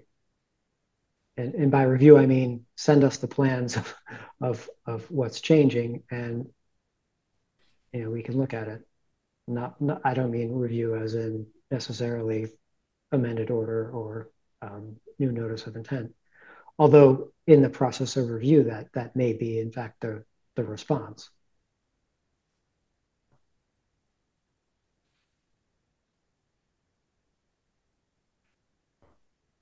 But once the build out is past the crest of that hill, there's going to be no impact to this stormwater management system we're approving today. Presumably approving today, right? So at that point, I mean, I don't think that something on the back corner of that 400-acre parcel, we don't need to see anything from that, right? Probably not. Yeah. With respect to this stormwater system. So how long until the parcels are developed? So how long would this order of conditions stay open without a certificate of compliance? Here, that's for Mr. Kuchik. I don't think we have a timetable, to be honest with you, because we'll need to go and really see what the market bears and see how the site plans play out. So it's really, I don't, there's not a plan to get this approval and build the road imminently. I think it's a matter of see what happens with the overall larger parcel. It's been a bit of a marathon with that through the years to try to figure out what's what the plan is, where's the market going, what's going to get built there ultimately. So it's a long way of saying I don't really can't answer the question on timing, but it's not imminent. I can tell you that. Yeah. Go ahead, Brad. Jim, if I'm not mistaken too, and maybe John can answer to this, I think the only reason that it's before the Conservation Commission at this time is that it had to go through Planning Board to freeze zoning, and Planning Board requested that they take the design to Conservation Commission, and that's why we're seeing it. So this may all be an academic exercise, what we're reviewing at this point anyway. But you always have to treat it that it's not that what's being presented is and permitted is what could be built, which is why I've put the effort into it that I have. But I don't think based on that aspect that there's going to be any close development coming through there. I could be wrong, and things may change. Who knows? But I don't think it's, I'm speculating that it's not at the level where, once permitted by planning board and Concom, presumably pretty soon, that something's going to happen there soon. I think it was more the intent of freeze and zoning. That is correct, and that is how this started. It was just to kind of, it's been such a long, drawn out process, and the really the rules of the game keep changing. So we really wanted to make sure that we're locking in zoning so we could all collectively work on, all right, this is what we've got. It's not changing. Let's move forward and secure tenant and see where the market is based on a known set of development criteria. So that's really how this all started. But you are correct in the whole kind of forest through the trees view of this. The application before the planning board was an application really to freeze zoning, and to do that we're showing 2 lots being created. There's going to be more than two lots on this when this is all built out. That road will extend further into the site. It's not going to just stop there in a cul-de-sac. So it is a little bit of an academic exercise, and I do agree with Brad. You don't. It's kind of silly, even though you do that, you review it as though it will be built. So you have to go through the I's and dot the T's and do all of that. But maybe the view on the kind of the what if conditions might be a little might be spending effort on something that really is gonna change and grow. Okay, so this is what I'd like to do. If we can't agree on language for a condition tonight, then I'm a bit leery with closing and approving without knowing what that condition will be. So either we come to an agreement now, more or less what that condition will look like, and so we can close and issue the order of conditions, or you guys can take it offline, agree on the language, and come back next week so we can approve, close and approve, knowing exactly what that language will be, since there seems to be somewhat of a difference of opinion.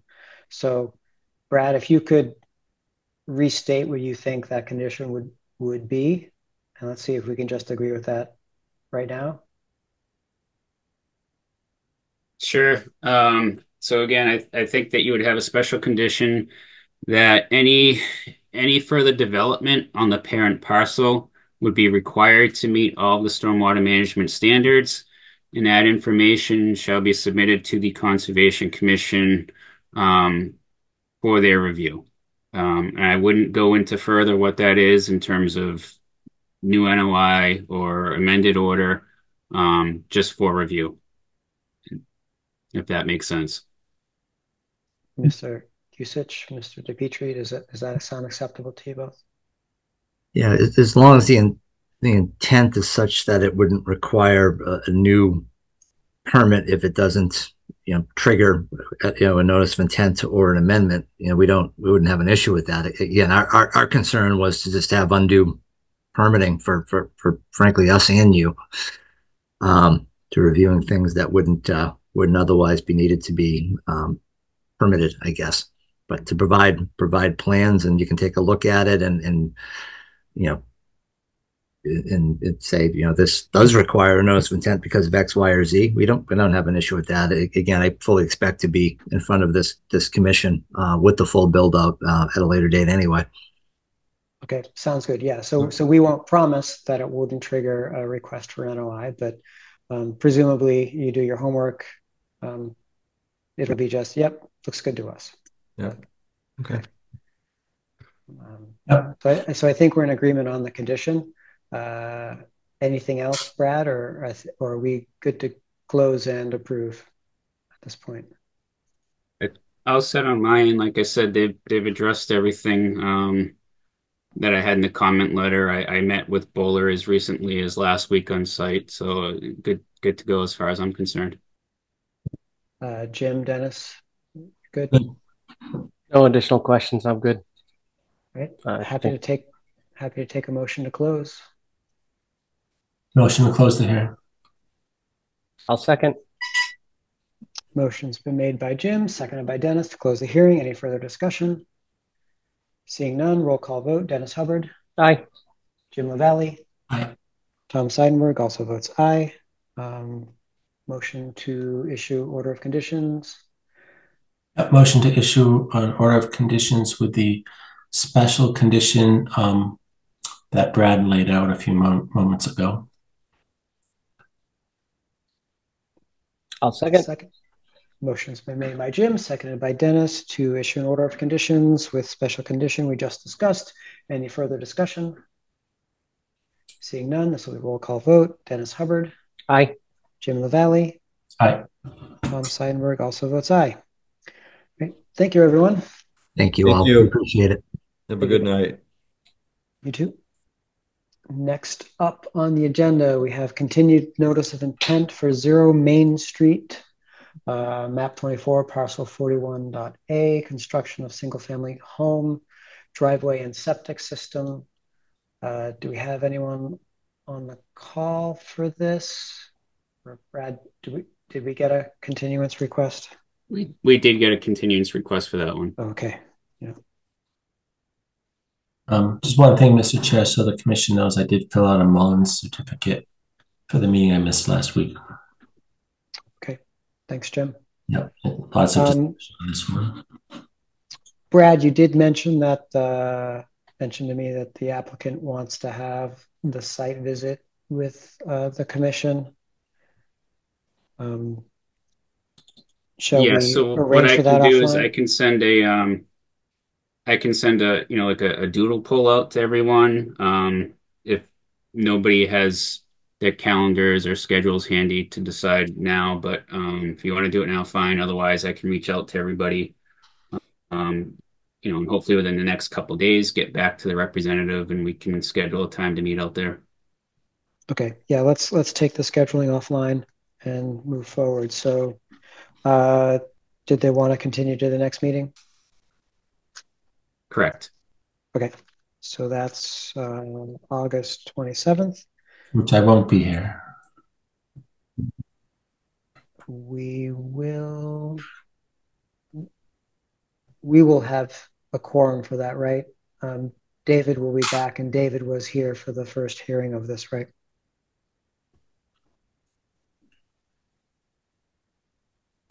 Yeah, I watched the video. He was here.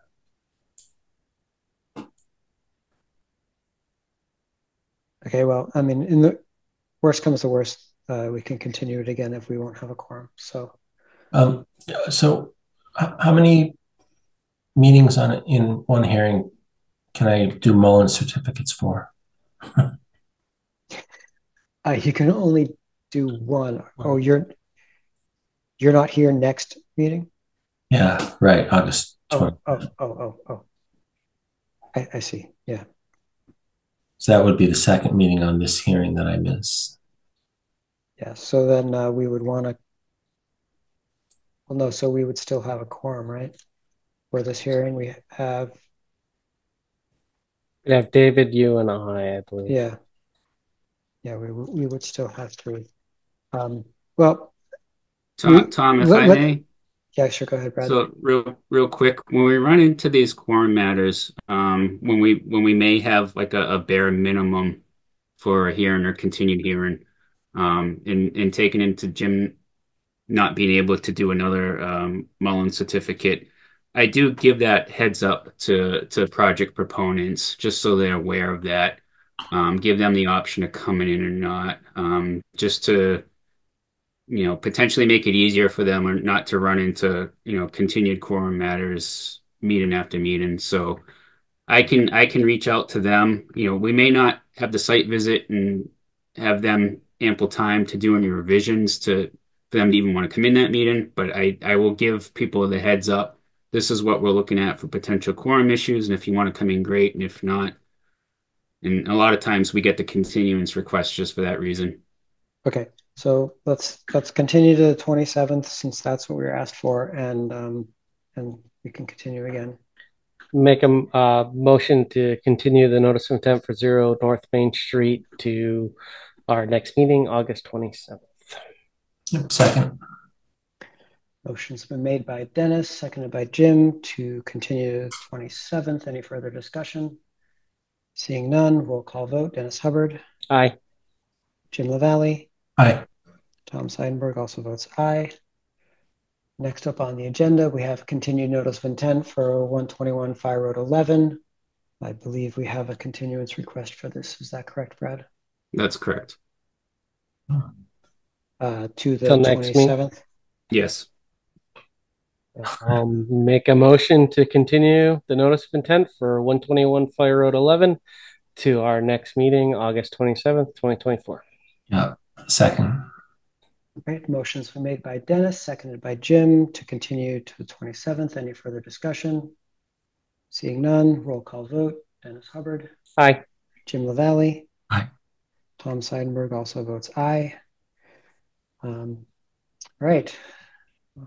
We have next up, we have a request for determination of applicability for 842 Sterling Road, construction of a new storage building, associated access drive, site grading, stormwater features, and appurtenances. Let me read that into the record. Town of Lancaster Conservation Commission, notice of public hearing, August 13th, 2024, pursuant to Mass General Laws, Chapter 131, Section 40, the Wetlands Protection Act, and the Lancaster Wetlands Protection Bylaw. The Town of Lancaster Conservation Commission will hold a public hearing via Zoom on Tuesday, August 13th, 2024 at 7 p.m. to hear and act upon the following matter. A request for determination of applicability filed by James Monroe Wire and Cable, 842 Sterling Road, Lancaster, Mass, for the construction of a new storage building, associated access drive, site grading, stormwater features, and appurtenances. The property is located at 842 Sterling Road, Lancaster, Mass, and is identified as Assessor's Map 40, Parcel 14. Copy of the application and accompanying documents are on file at the Office of Community Development and Planning, 701 Main Street, Lancaster, Mass, 978-365-3326, extension 1059. Mr. Farnsworth, thank you for patiently waiting. You're up. Well, good evening. Thank you for giving us the time. Tom, throughout the last 2 hours, I could hear everyone but you. You're coming through very softly. Sorry. Okay. If you can. I will try to speak up. Thank you. Do we have the plan to put up? I've done 2 plans. We were asked to re-flag the area. We had a 2016 flagging that is now a little bit stale. And I was able to get Marianne DePinto to go right down. I think she went on the 3rd of July and flagged out the resource area and the stream bank along the Goodrich Brook. And then she went on vacation, and I was able to get Chuck Karen to do the RDA. Now, in the initial plan that we turned in, we were just barely encroaching and right at the 200-foot buffer. And I've redrawn the plan to meet what we feel we need to do, and have withdrawn everything from proximity to the buffer zone. Is it possible to put the plan up, or can you shift over control so that I can put the plan up? Yeah, go ahead, Mr. Farnsworth. Share the plan. Okay. Can you see the plan? We do not see anything yet. I can't hear you, Tom. We do not see anything. No, we do not see anything yet. You see it or you don't? We do not, no. Well, I've got it up on my screen, and I had sent over some PDFs.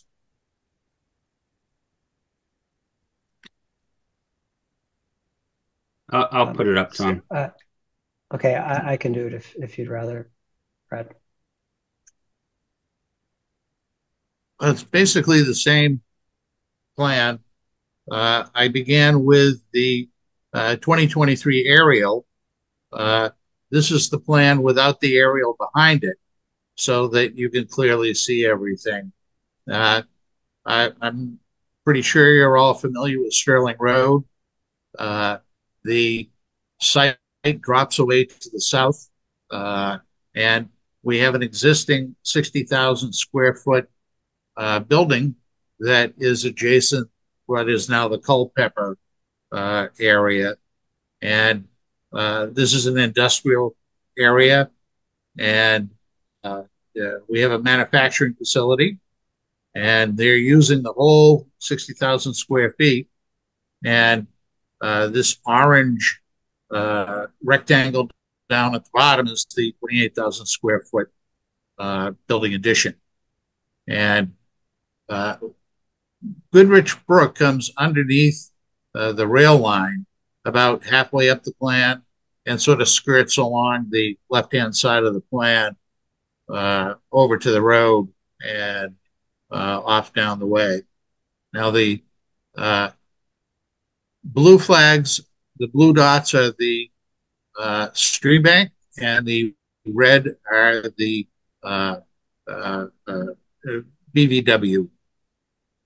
And the blue line that I have is the 200-foot buffer from there. And as you can see, I've pushed the grading away from the buffer zone. The loading dock for the building we're proposing is in the northwest corner of the building. And we need to have an area to be able to get around the building to that sort of pink purplish square at the bottom where the air handlers, the chillers, and the propane tanks are for the structure. That all exists. We have an existing building in the middle, and the other purple is really the paved parking area. And that's the only pavement that's on the property. No pavement is proposed. And that yellow band that I have that goes from the paving down to the building is really the limit of where any travel would be there. So as you can see, we're quite removed from the buffer, and the black structure at the end of the paving is the stormwater pods that were permitted in 2018 that have not been built yet. And we're wrapping up our hydraulic analysis of the area there, and we may or may not need that. But I thought it was important to show it because it was approved and it was on the original site plans. The roof area of the storage building, the roof is going to meet the existing building and then slope away. And we plan to contain that in a chamber system. So the half of the existing building and then the new will sheet off, get picked up with gutters and directed with downspouts into that chamber system. And that's pretty much it. I'm happy to answer any questions. We've been looking at this for quite some time. All right. Thank you, Mr. Farnsworth. Brad? Sure. So a couple of things. First of all, my couple weeks away between the last meeting and this meeting, I haven't had a chance to visit the site. So I can't confirm the resource areas, although looking at the topography and GIS, I'm not going to anticipate something vastly different than what's shown on the plan. My other thought on the RDA at this time, and this is more for the applicant too. I don't think that anything is filed with planning board yet for the new part. And I know we had an internal discussion at town hall with different departments. Normally, when I'm looking at a request for determination in advising a commission on rendering a decision, I'd look for something that was more closer to shovel ready, something that's been through the planning board process or at least close to finishing it. For instance, if it doesn't require Concom, um, I can't, with any reasonable confidence tell the commission, yes, this is what's probably going to be built here. In fact, when we had that interdepartment meeting, intuitively looking at the stormwater design just from the conceptual layout, I had some concerns. So I would anticipate that I would be involved along with that permitting process as part of the department staff there. So if and this is more a question for the applicant, if there's no urgent need for a determination, I would suggest waiting until we get closer to something that's more shovel ready per se. Um, or if the commission wants, they can certainly make a determination based on what's presented. But again, that may change, and at a minimum, I should at least take a look at the resource areas that are out there. Well, if I might, from our initial meeting, the departmental meeting we had, was my understanding that we should come to the commission and resolve whether or not we're in the resource area, and then proceed with the planning board. Now, I've been bringing everything along to file with the planning board, and I was hoping that we'd resolve here tonight so that by the end of the week I can get things into the planning board, because we are on kind of a sensitive timetable. And going down and looking at the site, I think is a great idea, but I don't think it needs to inhibit what we're asking the commission to do here tonight.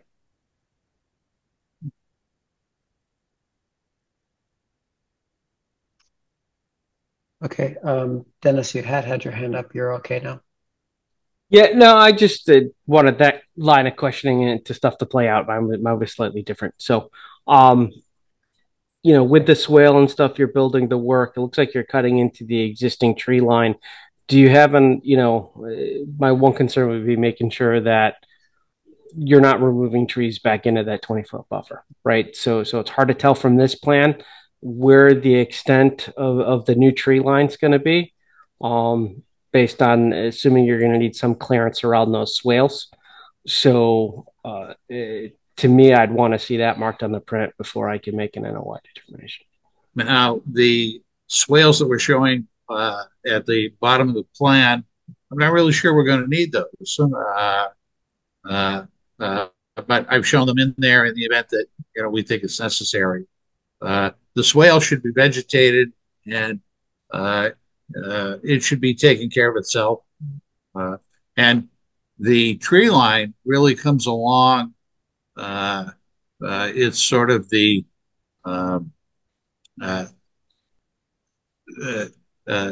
it's the light green.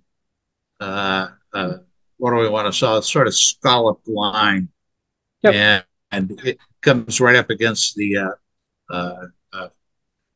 grading about a third of the way up the plan. But most of the area here is open already. Much of it's been disturbed. We would remove a few trees that are probably 150 feet away from the 200-foot buffer. With the 200-foot buffer gets us way away from the vegetated BVW line. The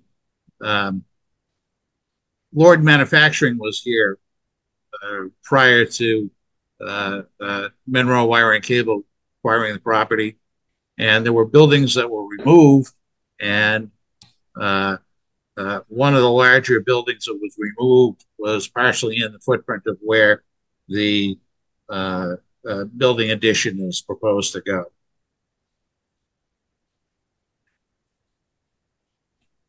Okay, yeah, I'm seeing the edge of the tree line, and that's where it was coming into the swales. So I guess said another way, my question would sounds like now you're not even sure you're putting the swales in. How much into that tree line do you think you would need to clear in order to put those swales in? And do you think that clearance would stay outside of the 200-foot buffer zone? Well, it's quite removed from the 200-foot buffer. You can see it's quite a ways away. The closest place where the grading is about halfway up the plan is 57 feet. And as we get down towards, where that we get towards the utility line there, we're about 150. Okay. So that would be my watch out in that 50-foot zone. You're still not going into the 200. I think some of the trees will be removed, but most of them are gone. Uh, having departed uh, quite some time ago. Okay. I think there are stockpiles of earth there in much of that area now that are waiting to be graded out to prep the site with.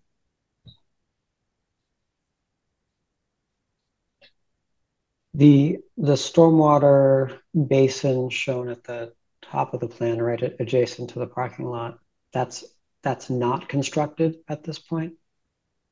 No, in fact, for the last 5 years, it's been open, and we've never really had any stormwater leave that upper area. I guess one of the ways to explain the site is that once we get up towards where the 200-foot buffer is, we're probably about 25, almost 30 feet above where the brook is, and you're up on at a higher elevation along that area there, and uh, uh, uh, and we've had a lot of rain last year, but everything is sheeted off in the direction of that area, but gone into the uh, grass lawn and infiltrated away.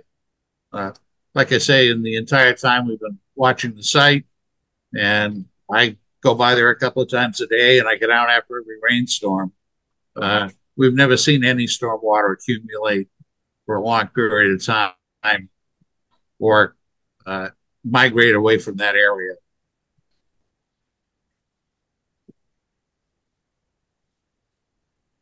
So, forgive perhaps a blunt question, but so the runoff from the parking area is currently untreated and potentially flowing into a resource area? It doesn't get anywhere near the resource area. The way the elevations are, it's contained up in that area, and the bay part is really, I'd say, swept, on a weekly basis. There's no accumulation of things there, and it's pretty flat.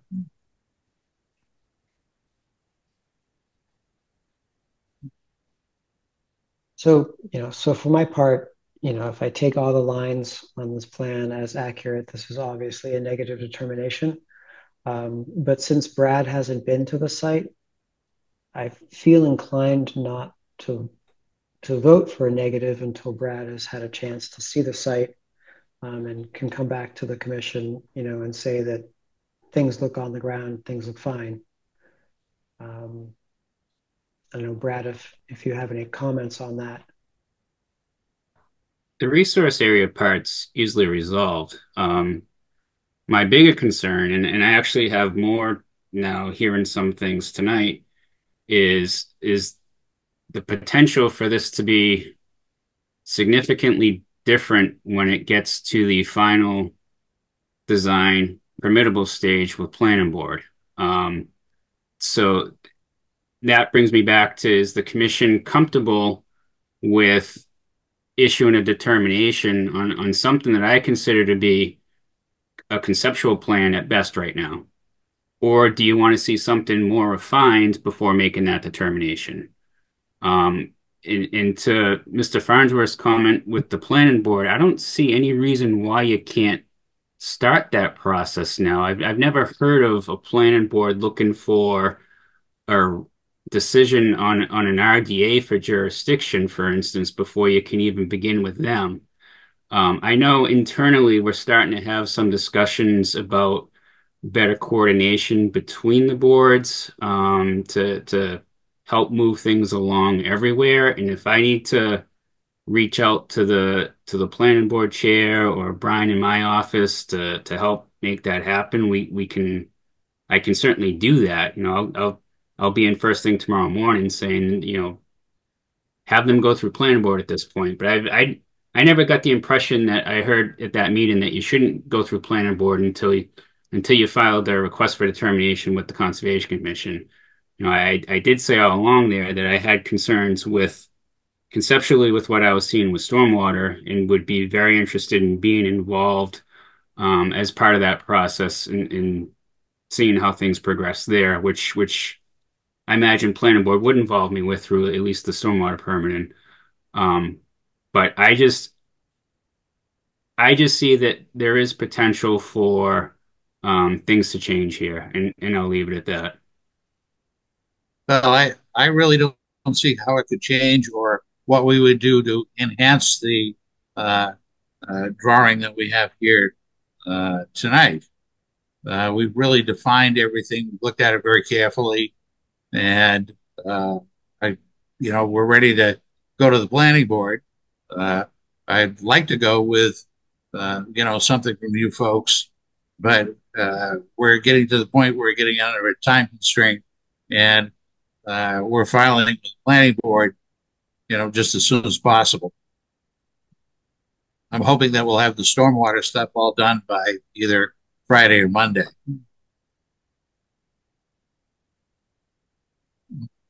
Okay, Jim, you've got your hand up. Go ahead. Yeah, so thanks. So I've been listening to everything. I mean, it does look like a negative determination to me, but I am not comfortable voting on a conceptual plan, um, unless there's a way to do that, right? Could we put in a condition that says, if the plan changes at all, you have to come back to the commission? Well, you don't really put conditions like that on an RDA. Yeah, on a determination, right? If it's a negative determination, we're basically done. If the plan changes, presumably they would need to ask us again if it's jurisdictional. Well, don't we put standard conditions in a negative determination sometimes?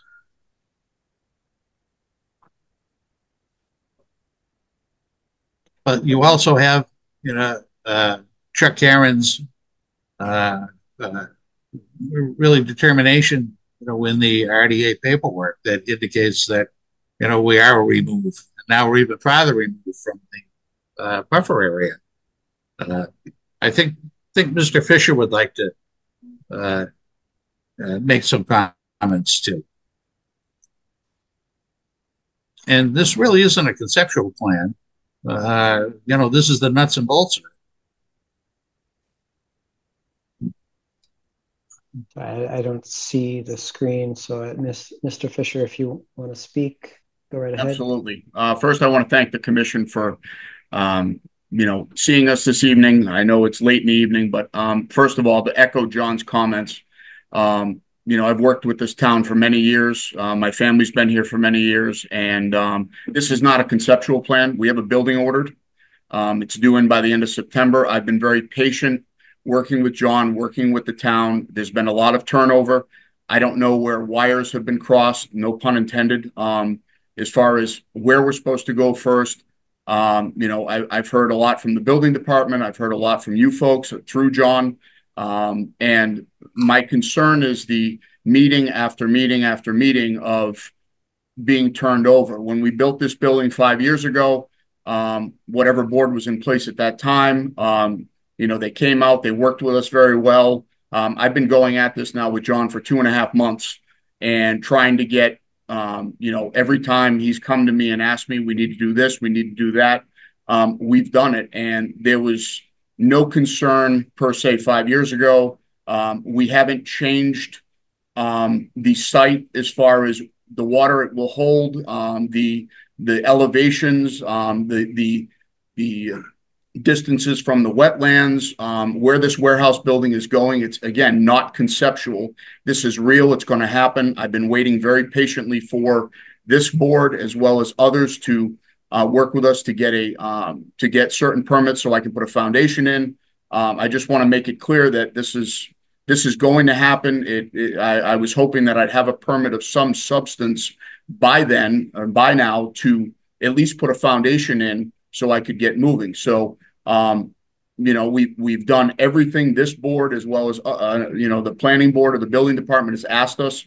And at this point in time, I don't understand, because either Brad has not been out to the site for whatever reason, or any of you other folks, that I should be penalized for more time. I understand the environment's important. I've worked with the previous commissions for different additions that we've done here, and have found and been very favorable. And I'm just trying to figure out what the delay is, how long it's going to take. If a negative determination, from what Mr. Farnsworth has told me, we are plenty far enough away from the wetlands and from this buffer area to do what we need to do. So I'm a little perplexed why, since the time has not been made to visit the site, which from emails that I've read, someone was supposed to be out. I don't know if Brad got delayed or what the situation is, but I'm just, in the essence of time, I'm just trying to figure out what needs to be done so we can satisfy this board's need to whatever the requirements are. We need to get it done as soon as humanly possible. So, I mean, this is holding up production. It's holding up my livelihood by not having this warehouse building, and just trying to figure out what needs to be done in an expeditious manner so that we can remedy these concerns. So I'll defer back to John or to the board. Thank you for your time. All right. Thank you, Mr. Fisher. So I'm not aware of whatever communications may have had with town staff, but this is the first time that this plan has been before this board. So the commission hasn't been delaying you. Frankly, I don't see an issue with this plan. If Brad had not expressed some concerns, this would have been an open and shut negative determination from my point of view. Brad has expressed some concerns, and I rely on town staff to raise issues. I'm not an expert in the field, and so if Brad has some concerns, then I have some concerns. If when Brad is satisfied, then I would be satisfied. So Brad has stated that he didn't think that this plan was finalized. I think that you've now made the statements that you're basically finalized on this plan. It just hasn't yet gone before planning board. So if I take all those statements at face value, I'm personally happy to vote for a negative determination, because this is clearly outside of Concom jurisdiction. The concerns Brad is raising, I feel like he's concerned that stormwater runoff may be an issue.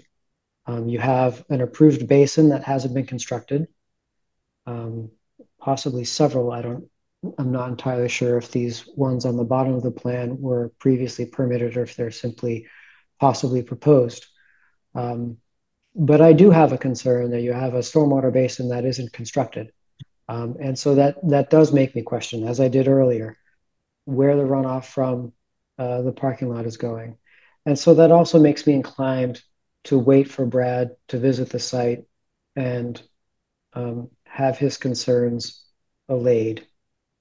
So the stormwater structure is very close to the 200 foot. I have visited this site. I've previously visited this site when we had a concern with the spoil pile that was back there, pretty close to the footprint of this proposed addition. And at that time, we found that that it was outside the buffer zone, and so, you know, no action was taken. Well, Tom, I would uh, uh, uh, chime in that I've gone down and looked at the piles continually, and the site here is porous enough that there's really been no uh, uh, uh, erosion rills or migration, away from where those piles were stockpiled. And Mr. Fisher has a site manager down there that looks at it almost daily, and they have been ready to deploy uh, uh, erosion mitigation if it were required.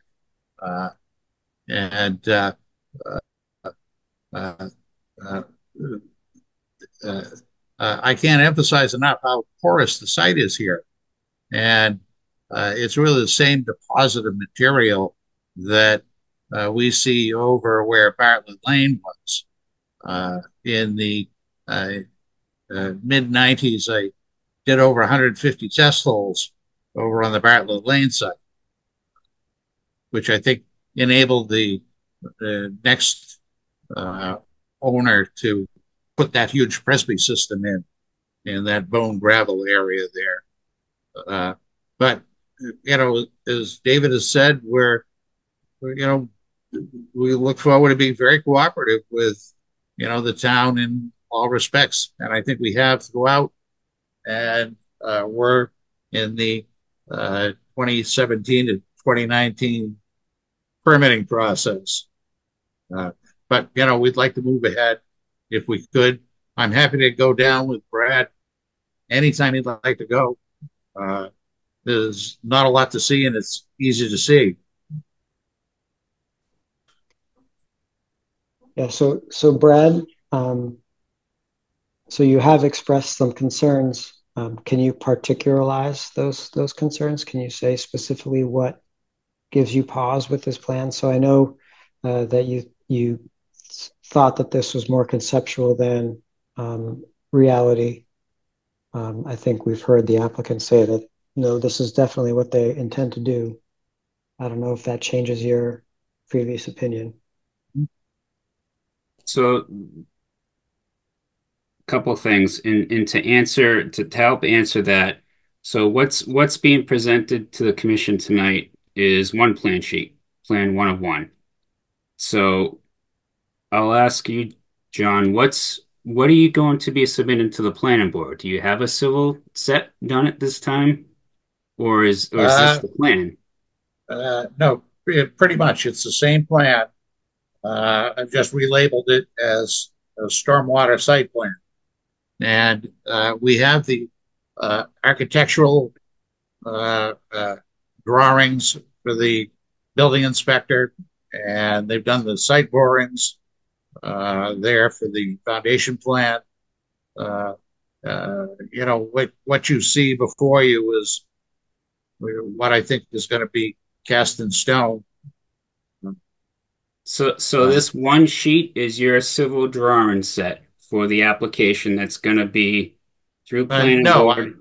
I intend to show a number of the details, like uh, I'm finishing the HydroCAD analysis for the 2 stormwater areas, but I've gone through and done all the hand computations to check it against it. And, we'll have a sheet with the details, all the hardware and the rest of it. And, there's no paving proposed. What we see for a grading plan there is going to end up being the final grading.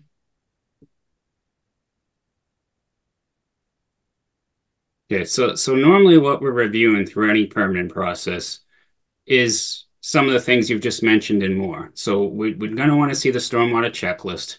We're going to want to see the full civil drawing set, the H&H as well, so that we can review that. I mean, that's something that planning board's all going to need to see. Those things I would need to look at to kind of verify if what's being presented on this one sheet, for instance, is what that design is ultimately able to permit. So yes, if you've done all that in advance and you have that somewhere and someone can look at it, and that one sheet that you're showing tonight is kind of like the presentation sheet that you might highlight to a board to say, here's what it looks like, and you've got all this information to back it up, then sure. I mean that it, you know, maybe what's on that sheet is what's going to be final, but that one sheet's all it's presented at this point. So I don't have any confidence that that's going to be the shovel ready project. Um, so that's my concern there. And I did mention at the meeting that we had too about looking into the history in terms of compliance with the other stormwater permits. You know, I heard some things tonight that made me question maybe some of that wasn't completed or done, or there may be something outstanding there. So, you know, there's other things that we'll need to look at once it goes through planning board to make sure that this is going to be where you're going to be at final. But I don't see how a decision tonight from Conservation Commission, whether you get it or don't, is going to be holding up that process. Well, I Because don't think it holds it up. And yeah, I think the one sheet that we have is here to depict where the flag locations were. Uh, and, you know, I'm not trying to be uh, uh, adversarial here, but you did ask us to go and reflag the area, which we did. And, mhm. uh, you know, I'm very confident about where the flag locations are. And uh, uh, it really shows that we're able to define where that area is, stay out of that buffer area. And, you know, that to me is the key issue here. Uh, Yeah, so on that point, I mean, as a matter of law, Brad, you know, provided, I mean, they don't show any work inside the buffers. Um, pre-construction review outside of the buffer is not allowed um, under wetlands protection. So, you know, simply as a matter of law, this is a negative determination, unless uh, unless you're telling me that there's an ongoing violation. I don't see how we could issue a positive determination here. So, so if I may, Mr. Chairman, so the reason I was told that this meeting needed to happen is to get a determination for the buffer zone so that we could proceed and go and do what we need to do. We've been trying to get a meeting with the building department. We've talked to you know, planning and everything else. The whole point of this meeting with us and you folks graciously putting on the agenda was the intent of getting a determination so that we would be outside the buffer zone. That's what I was led to believe. That's what I've had John prepare everything. And if there's a miscommunication between John, yourselves, or whomever, I mean, you know, quite candidly, if that's not the case, and we're here for nothing more than wasting time, then I'm sorry to waste the board's time. I'm sorry to waste my time, and I'm sorry to waste John's time. So if there's a misunderstanding that coming here was for naught, then there's really not much more to say then. You weren't coming here for naught. It certainly getting a negative determination is a helpful thing. Doing the delineation confirms the negative determination. If you know, so I'm going to turn this on Brad. Frankly, Brad, I want to hear a particularized concern about this, about an incursion. Otherwise, I don't see how we can issue a positive determination. Delaying the negative determination, I don't mind doing that to give you time to visit the site and observe that the delineation is fine, because that is definitely a finding of fact that we would be making with a negative determination.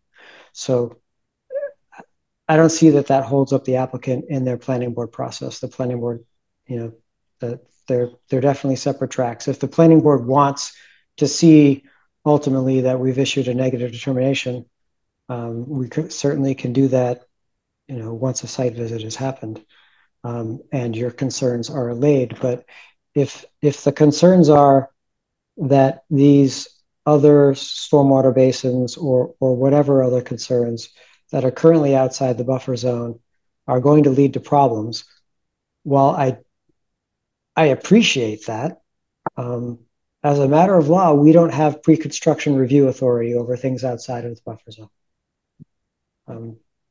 It kind of sucks, but we don't. We have to wait for a violation to occur before we obtain jurisdiction. So I'm fine with not acting on this today. If you want to go out and see the site and review that delineation and see that it's fine. But from what I'm seeing on this plan, even if I had a concern about some of these things, if they're outside the buffer zone, I don't see how we have the power to say no at this point. We could offer advice, but I don't see how we have the power to say no. Dennis, you've got your hand up. Go ahead.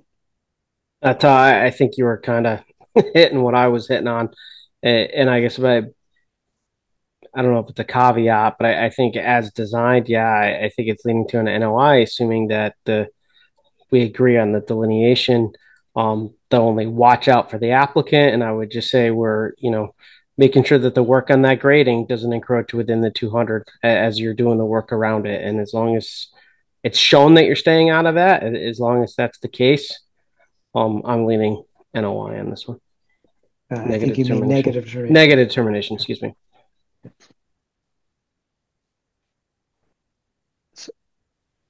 So Brad, I don't. Do you still feel that you'd like to have a site visit? I'm perfectly happy to.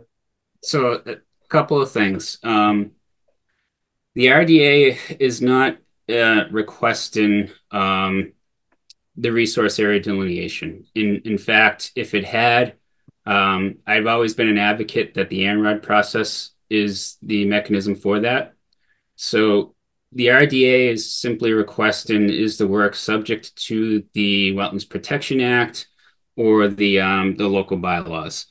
Typically, when an RDA comes through for a project request, I would look at the delineation, not confirm it or suggest the commission confirm it, but then look at where the proposed project is in relation to that. And if there's a pretty decent factor of safety, if you're not dealing with it's being only a foot outside of jurisdiction or something like that, recommend the negative determination there. If there was something that needed to be scrutinized more with the delineation to determine if that threshold line is just crossed a little bit, then you're looking at, the ANRAD process to confirm that line, and then you can look at an RDA from there on if we believe it's outside that line based on the ANRAD. With respect to looking at resource areas for a project, I also like to have some sense of feeling that that's the project that's going to be built. So until I'm convinced or persuaded, I don't like to spend too much time looking at, what that one sheet that I have in front of me today and going out there, because as I've seen projects progress based on my reviews and my colleagues, that can change. And if stuff starts creeping closer to the wetland area, I kind of take that into consideration when suggesting a negative or a positive because of certain components of things and where they are in relation. Again, and you're getting into that nitty gritty if something is, a few feet or many feet, because projects in construction, and I've monitored many construction sites over the years, I know the variables. I know how dynamic they can be from the time something's permitted to what that actually looks like from the plan to in the field later on. And I can kind of guesstimate certain hiccups that might happen along the way. So to answer your questions or comments that I've heard from the commission, you could take this plan at face value and issue a negative determination based on what you've seen. And if you do want to go that route, I would suggest that as part of that, you don't confirm the location of that resource area. But at the same time, if there's any risk, and this is out of courtesy to the project proponents, if through the review of what's being presented through the planning board for stormwater, for site plan, things start changing, well, if we then creep into areas or things need to be looked at close, then you're reopening a public hearing potential, things of that nature. So that's kind of why my question was, does this have to be decided tonight? At least from, I don't want to speak for Brian, but as representative staff in our office, I don't see why this can't be, if they're close or ready to file with planning board, why it needs conservation decision on this tonight to go ahead and do that. There's nothing as far as I can see to prevent that filing and go that route. So I don't, again, you could do the determination. I don't, but it's more of where I see the process potentially going, and out of courtesy and making things work more efficient rather than close something out now that's before this board, let's have some closer comfort level to what you're seeing is what's going to be ultimately permitted with the other board, as planning board sometimes wants conservation commission's opinions, for instance, before they close their things, and go from there. But yes, you can do the negative based on this, and I can be the sort of watchdog from here on out from the commission. If they need to come back for something later on, that's fine. I just, based on the potential variables and not something that's close to shovel ready based on one sheet of paper presented, it would be hard for me to say, yeah, you should absolutely issue a negative on this, for instance. Okay, I understand where you're coming from. But we don't get to choose. We can't. We can't predict where the planning board will go. We can't predict where the construction will go. This is the plan that's in front of us. They've asked us to make a determination. I see it as a negative. If Jim and Dennis feel the same way, I feel like we should just act on it tonight. Jim, go ahead. Yeah, so I feel as though it's a negative too. So I would ask the applicant, do you want a decision tonight, risking maybe some inefficiencies later? Well, I can, obviously, guarantee is a very naughty word. A lot of people, I can guarantee you, number one, that I'm not going to be in or near that buffer zone, number one. Number two, this plan, contrary to what other folks have said, is shovel ready. I have invested $125,000 to put a deposit on a building that's coming the end of September, and I'm trying to move things along. The building department, obviously, for whatever reason, I don't know why feet are dragging, but bottom line is that the plan you see is what I'm going to build. I know many or all of you don't know me. I do what I say and I say what I do, and that's pretty shallow today. Most people don't take that at face value, but that's how I was taught and raised. So what you see on that plan conceptually drawn is what I'm going to build. That's where the building's going. That's where all the grading, that's where the road's going to be.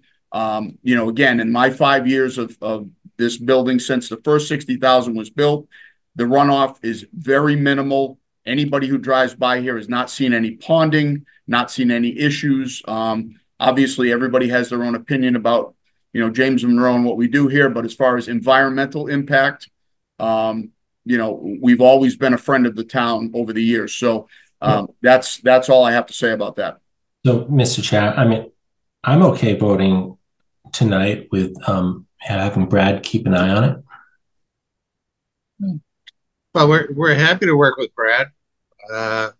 And the uh, original 60,000 square foot building, we only had 2 sheets for that. And uh, I think that David has done a fantastic job over there. The place looks like a state park. Uh, and uh, I trust that he's going to follow through with what we have on paper, or as close to it as possible. And not to interrupt John, but Mr. Chairman, also, if there are later on, I worked with the town on putting plantings in, other things that they wanted that were not required. I've gone, over and above over the years to make sure the town is satisfied with industrial, with commercial development, because in farming communities and other places, it is a dirty word, manufacturing and industrial areas. So whatever in the future the board or the commission needs or requests, I'm certainly going to do my utmost to fulfill it. And we appreciate that. So sounds like Dennis and Jim were basically agreed to issue a negative today. So I'd be happy to take that motion. Yeah, I'll make the motion that we issue a negative determination of applicability. Second. All right, motion's been made by Jim, seconded by Dennis to issue a negative determination of applicability. Any further discussion? Seeing none, this will be a roll call vote. Dennis Hubbard. Aye. Jim LaValle. Aye. Tom Seidenberg also votes aye. All right, thank you, gentlemen. Well, we thank the commission very much. I think you've shown an element of trust here, and we have every intention of following through with that. Absolutely. Thank the board, thank the commission, thank Mr. Stone. I hope at some point he can visit the site, and by all means, we have no issue. We have nothing to hide, and whatever the board and whatever the commission needs from us, we certainly will follow through. So I thank the board for their time. Thank you. Thank you. You're welcome. All right. So that's the end of our public hearings, except that we had tabled Zero Heritage Lane because nobody was here to represent the applicant. We never saw anybody, so I think we should just continue to the next meeting. I'm happy to take a motion for that. Motion to continue Zero Heritage Lane to 27 August. I'll second. All right, motion's been made by Jim, seconded by Dennis to continue Zero Heritage Lane to August 27th. Any further discussion? Seeing none, roll call vote. Dennis Hubbard. Aye. Jim LaValle. Aye. Tom Seidenberg also votes aye. All right. Under discussion, we have request for extension permit 0 Elizabeth Lane and 0 White Pond Road. Brad, Mr. Kusich, are you here for that? Yeah, hi again. Yep. Yeah, we're just here simply to request an extension for that. The project has not started, and would love to get an extension. Brad, do you have any comments on the extension? So just as a reminder, this is the water main extension? Yes. Brad, did you have any comments on? Right. No, I didn't see any issue with issuing the extension permit. I think I may have mentioned to the project team that's commission's policy to only do 1 year because of the local bylaw on those extensions. But correct, yeah. Other than that, right. So I have no problems doing this extension. Jim, Dennis, any discussion? Just not being a member of the original permit, can I vote on an extension for it? Yep. Okay, perfect. Then no problems. Just want to make sure I'm got the rules right there. So they ask us for 1 year. Well, 1 year is the best we can do under bylaw. Yeah, and you want 1 year. Correct. Okay. You need a motion? Happy to take a motion. A motion to do a permit extension for Zero Elizabeth Lane and Zero White Road for 1 year. I will second.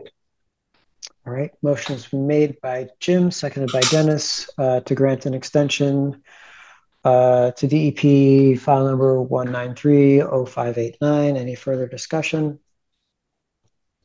This will be a roll call vote. Dennis Hubbard. Aye. Jim LaValle. Aye. Tom Seidenberg also votes aye. All right, extension granted. Great. Thank you all. Have a good night. Thank you for laboring through our long meeting. Have a great night. Appreciate it. You too. Okay, next up, we have a discussion of the enforcement order for 397 Centerbridge Road. Hey, if I may, Mr. Chairman, so Sure. as I mentioned briefly at the last meeting, we hadn't received any word from the property owner, and we still have not, and we're beyond the 30-day timeline that we gave the owner. So there's a couple of options for enforcement. Well, there was three I was thinking of. DCR kind of shot down one of them. Their thought with the floodplain is that it would really have to involve a build-in for them to get involved. So now you're looking at either using town council, possibly DEP, or both. The department does have the ability to issue penalties themselves. I know we have the ability under our bylaw also. But I'm also inclined to kind of use their expertise as well as their ability to get it resolved possibly quicker if they're willing to get involved. So I think the next step would be to reach out to the central office and check in with the section chief there and see if they might be willing to take on an enforcement role for it. And if for some reason they can't, then we'd have to be looking at just enforcing it locally, locally under the Wetlands Protection Act and locally also under the bylaw, if that makes sense to everyone. But I think that would be the route I would try first, before getting town council involved in other things. I think that would be a longer process too. Yeah, so I'm inclined to agree. I think we did discuss punting it to DEP before, and the advice at that time was not to, but it seems like we're kind of out of options at this point. With respect to issuing fines under the bylaw, I think I've mentioned this before, but I don't think that the commission can actually do that without having defined a schedule of fines. And since we haven't done that, from what I've read, we can't, because it would be arbitrary. So we would need to define that schedule before we could issue a fine. We should do that. That should be on our list of things to do. So, Mr. Chair, isn't in the regulations there's a maximum fine per day? There is a maximum, yeah? There's a maximum, but because it's only a maximum and it's not a schedule, it's effectively arbitrary. That would be my interpretation, but I'm not a lawyer. I only pretend to be one at Concom meetings. No, I'm so, I hear. The commission has issued fines in the past, and then once the offender remedied the situation, we did not pursue the fine, so we forgave it, right? I wonder if that was a mistake in the past. So I don't remember where I read this. I don't know if it was in the MACC handbook or if I had found it elsewhere just through random Googling, but the advice was pretty strong that it wouldn't be upheld by a court. Okay. Because the next step after issuing the fine is if you don't obtain compliance, that you actually have to go to district court. Yeah.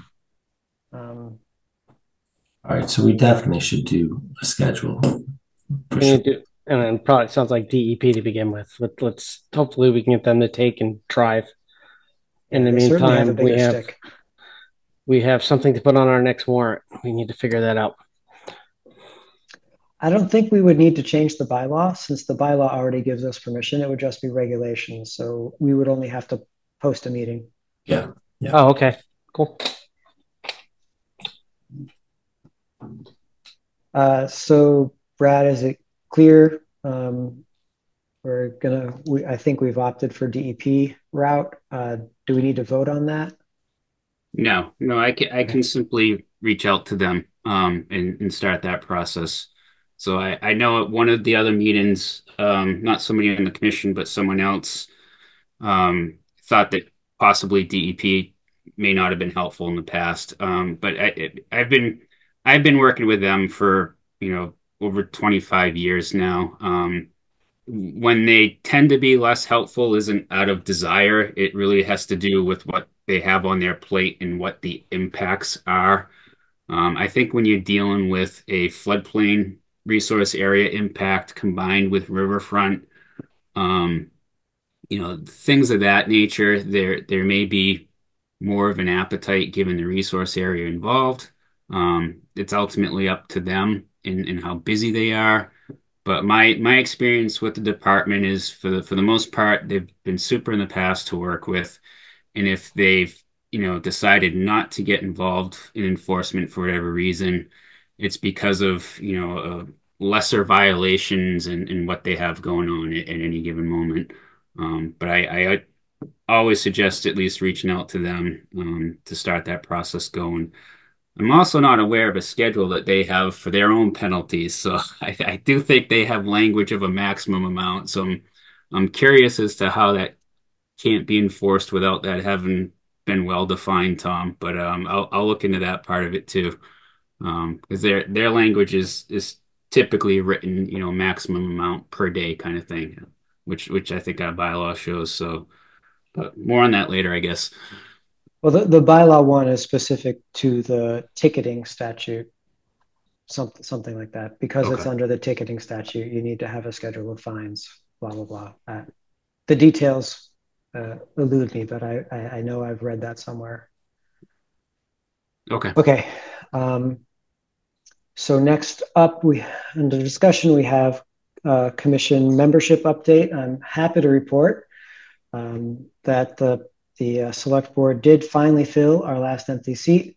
Carl Fawcett, who's with us tonight, has been appointed to the commission. He hasn't been sworn in yet, so he couldn't participate. Thank you, Carl, for attending our most marathon meeting yet this year. So hopefully this isn't typical. This is definitely has been our longest one to date, at least for 2024. So welcome. We look forward to working with you next meeting. Yeah, welcome aboard. Glad to have you. Welcome. I don't know if you want to say a few words of introduction or stepped away from the computer, maybe. Okay. Yes, I'm unmuted, I think. Yeah, I was Yep. going to ask that question. Is this the usual length of your meetings? No. Because it's like, whoa, this is a marathon. So, yeah, I'm looking forward to working with you guys. I know I have a lot to learn. I come from a strong environmental background of high school, college, doing a lot of natural sciences, environmental sciences, and then I moved. My career was in energy efficiency for 30 years, managing energy efficiency programs, and now I'm acting as a consultant in energy efficiency with a agency, low income agency. So I'm looking forward to learning a lot and helping out with the committee. Well, thank you for volunteering, and hopefully we can keep the meetings shorter coming up. Although we've been continuing a lot of hearings, unfortunately, so it keeps getting longer. And I did reach out to Amanda that her assistant can swear me in. So I'll do that Great. sometime this week. Great. Awesome. Right. And then last up on the agenda, we have minutes to approve, which I didn't see in draft yet. So I don't think that we are going to approve minutes today. So I have the draft, Tom. I will get that to the commission. I think moving forward with respect to the draft minutes, we're just gonna email those out rather than put those on the website to avoid any confusion with the public too. So I'll make sure I get those to you in advance. I also have to touch base with Roz too, because I think we missed about 10 minutes of tonight's meeting with the recording. So I'll have to fill in the blanks for the first 10 minutes of this meeting's minute set too. So we'll get them hopefully both out to the commission before the next meeting, but at a minimum, the last meeting set. Okay. And that concludes our agenda. Does anyone have anything else they want to discuss tonight? Oh, thank God. Happy to take a motion to adjourn. I will make a motion to adjourn. Second. Motion's been made by Dennis, seconded by Jim to adjourn the meeting. Any further discussion? Roll call vote. Dennis Hubbard. Aye. Jim LaValle. Aye. Tom Seidenberg also votes aye. Thank you very much.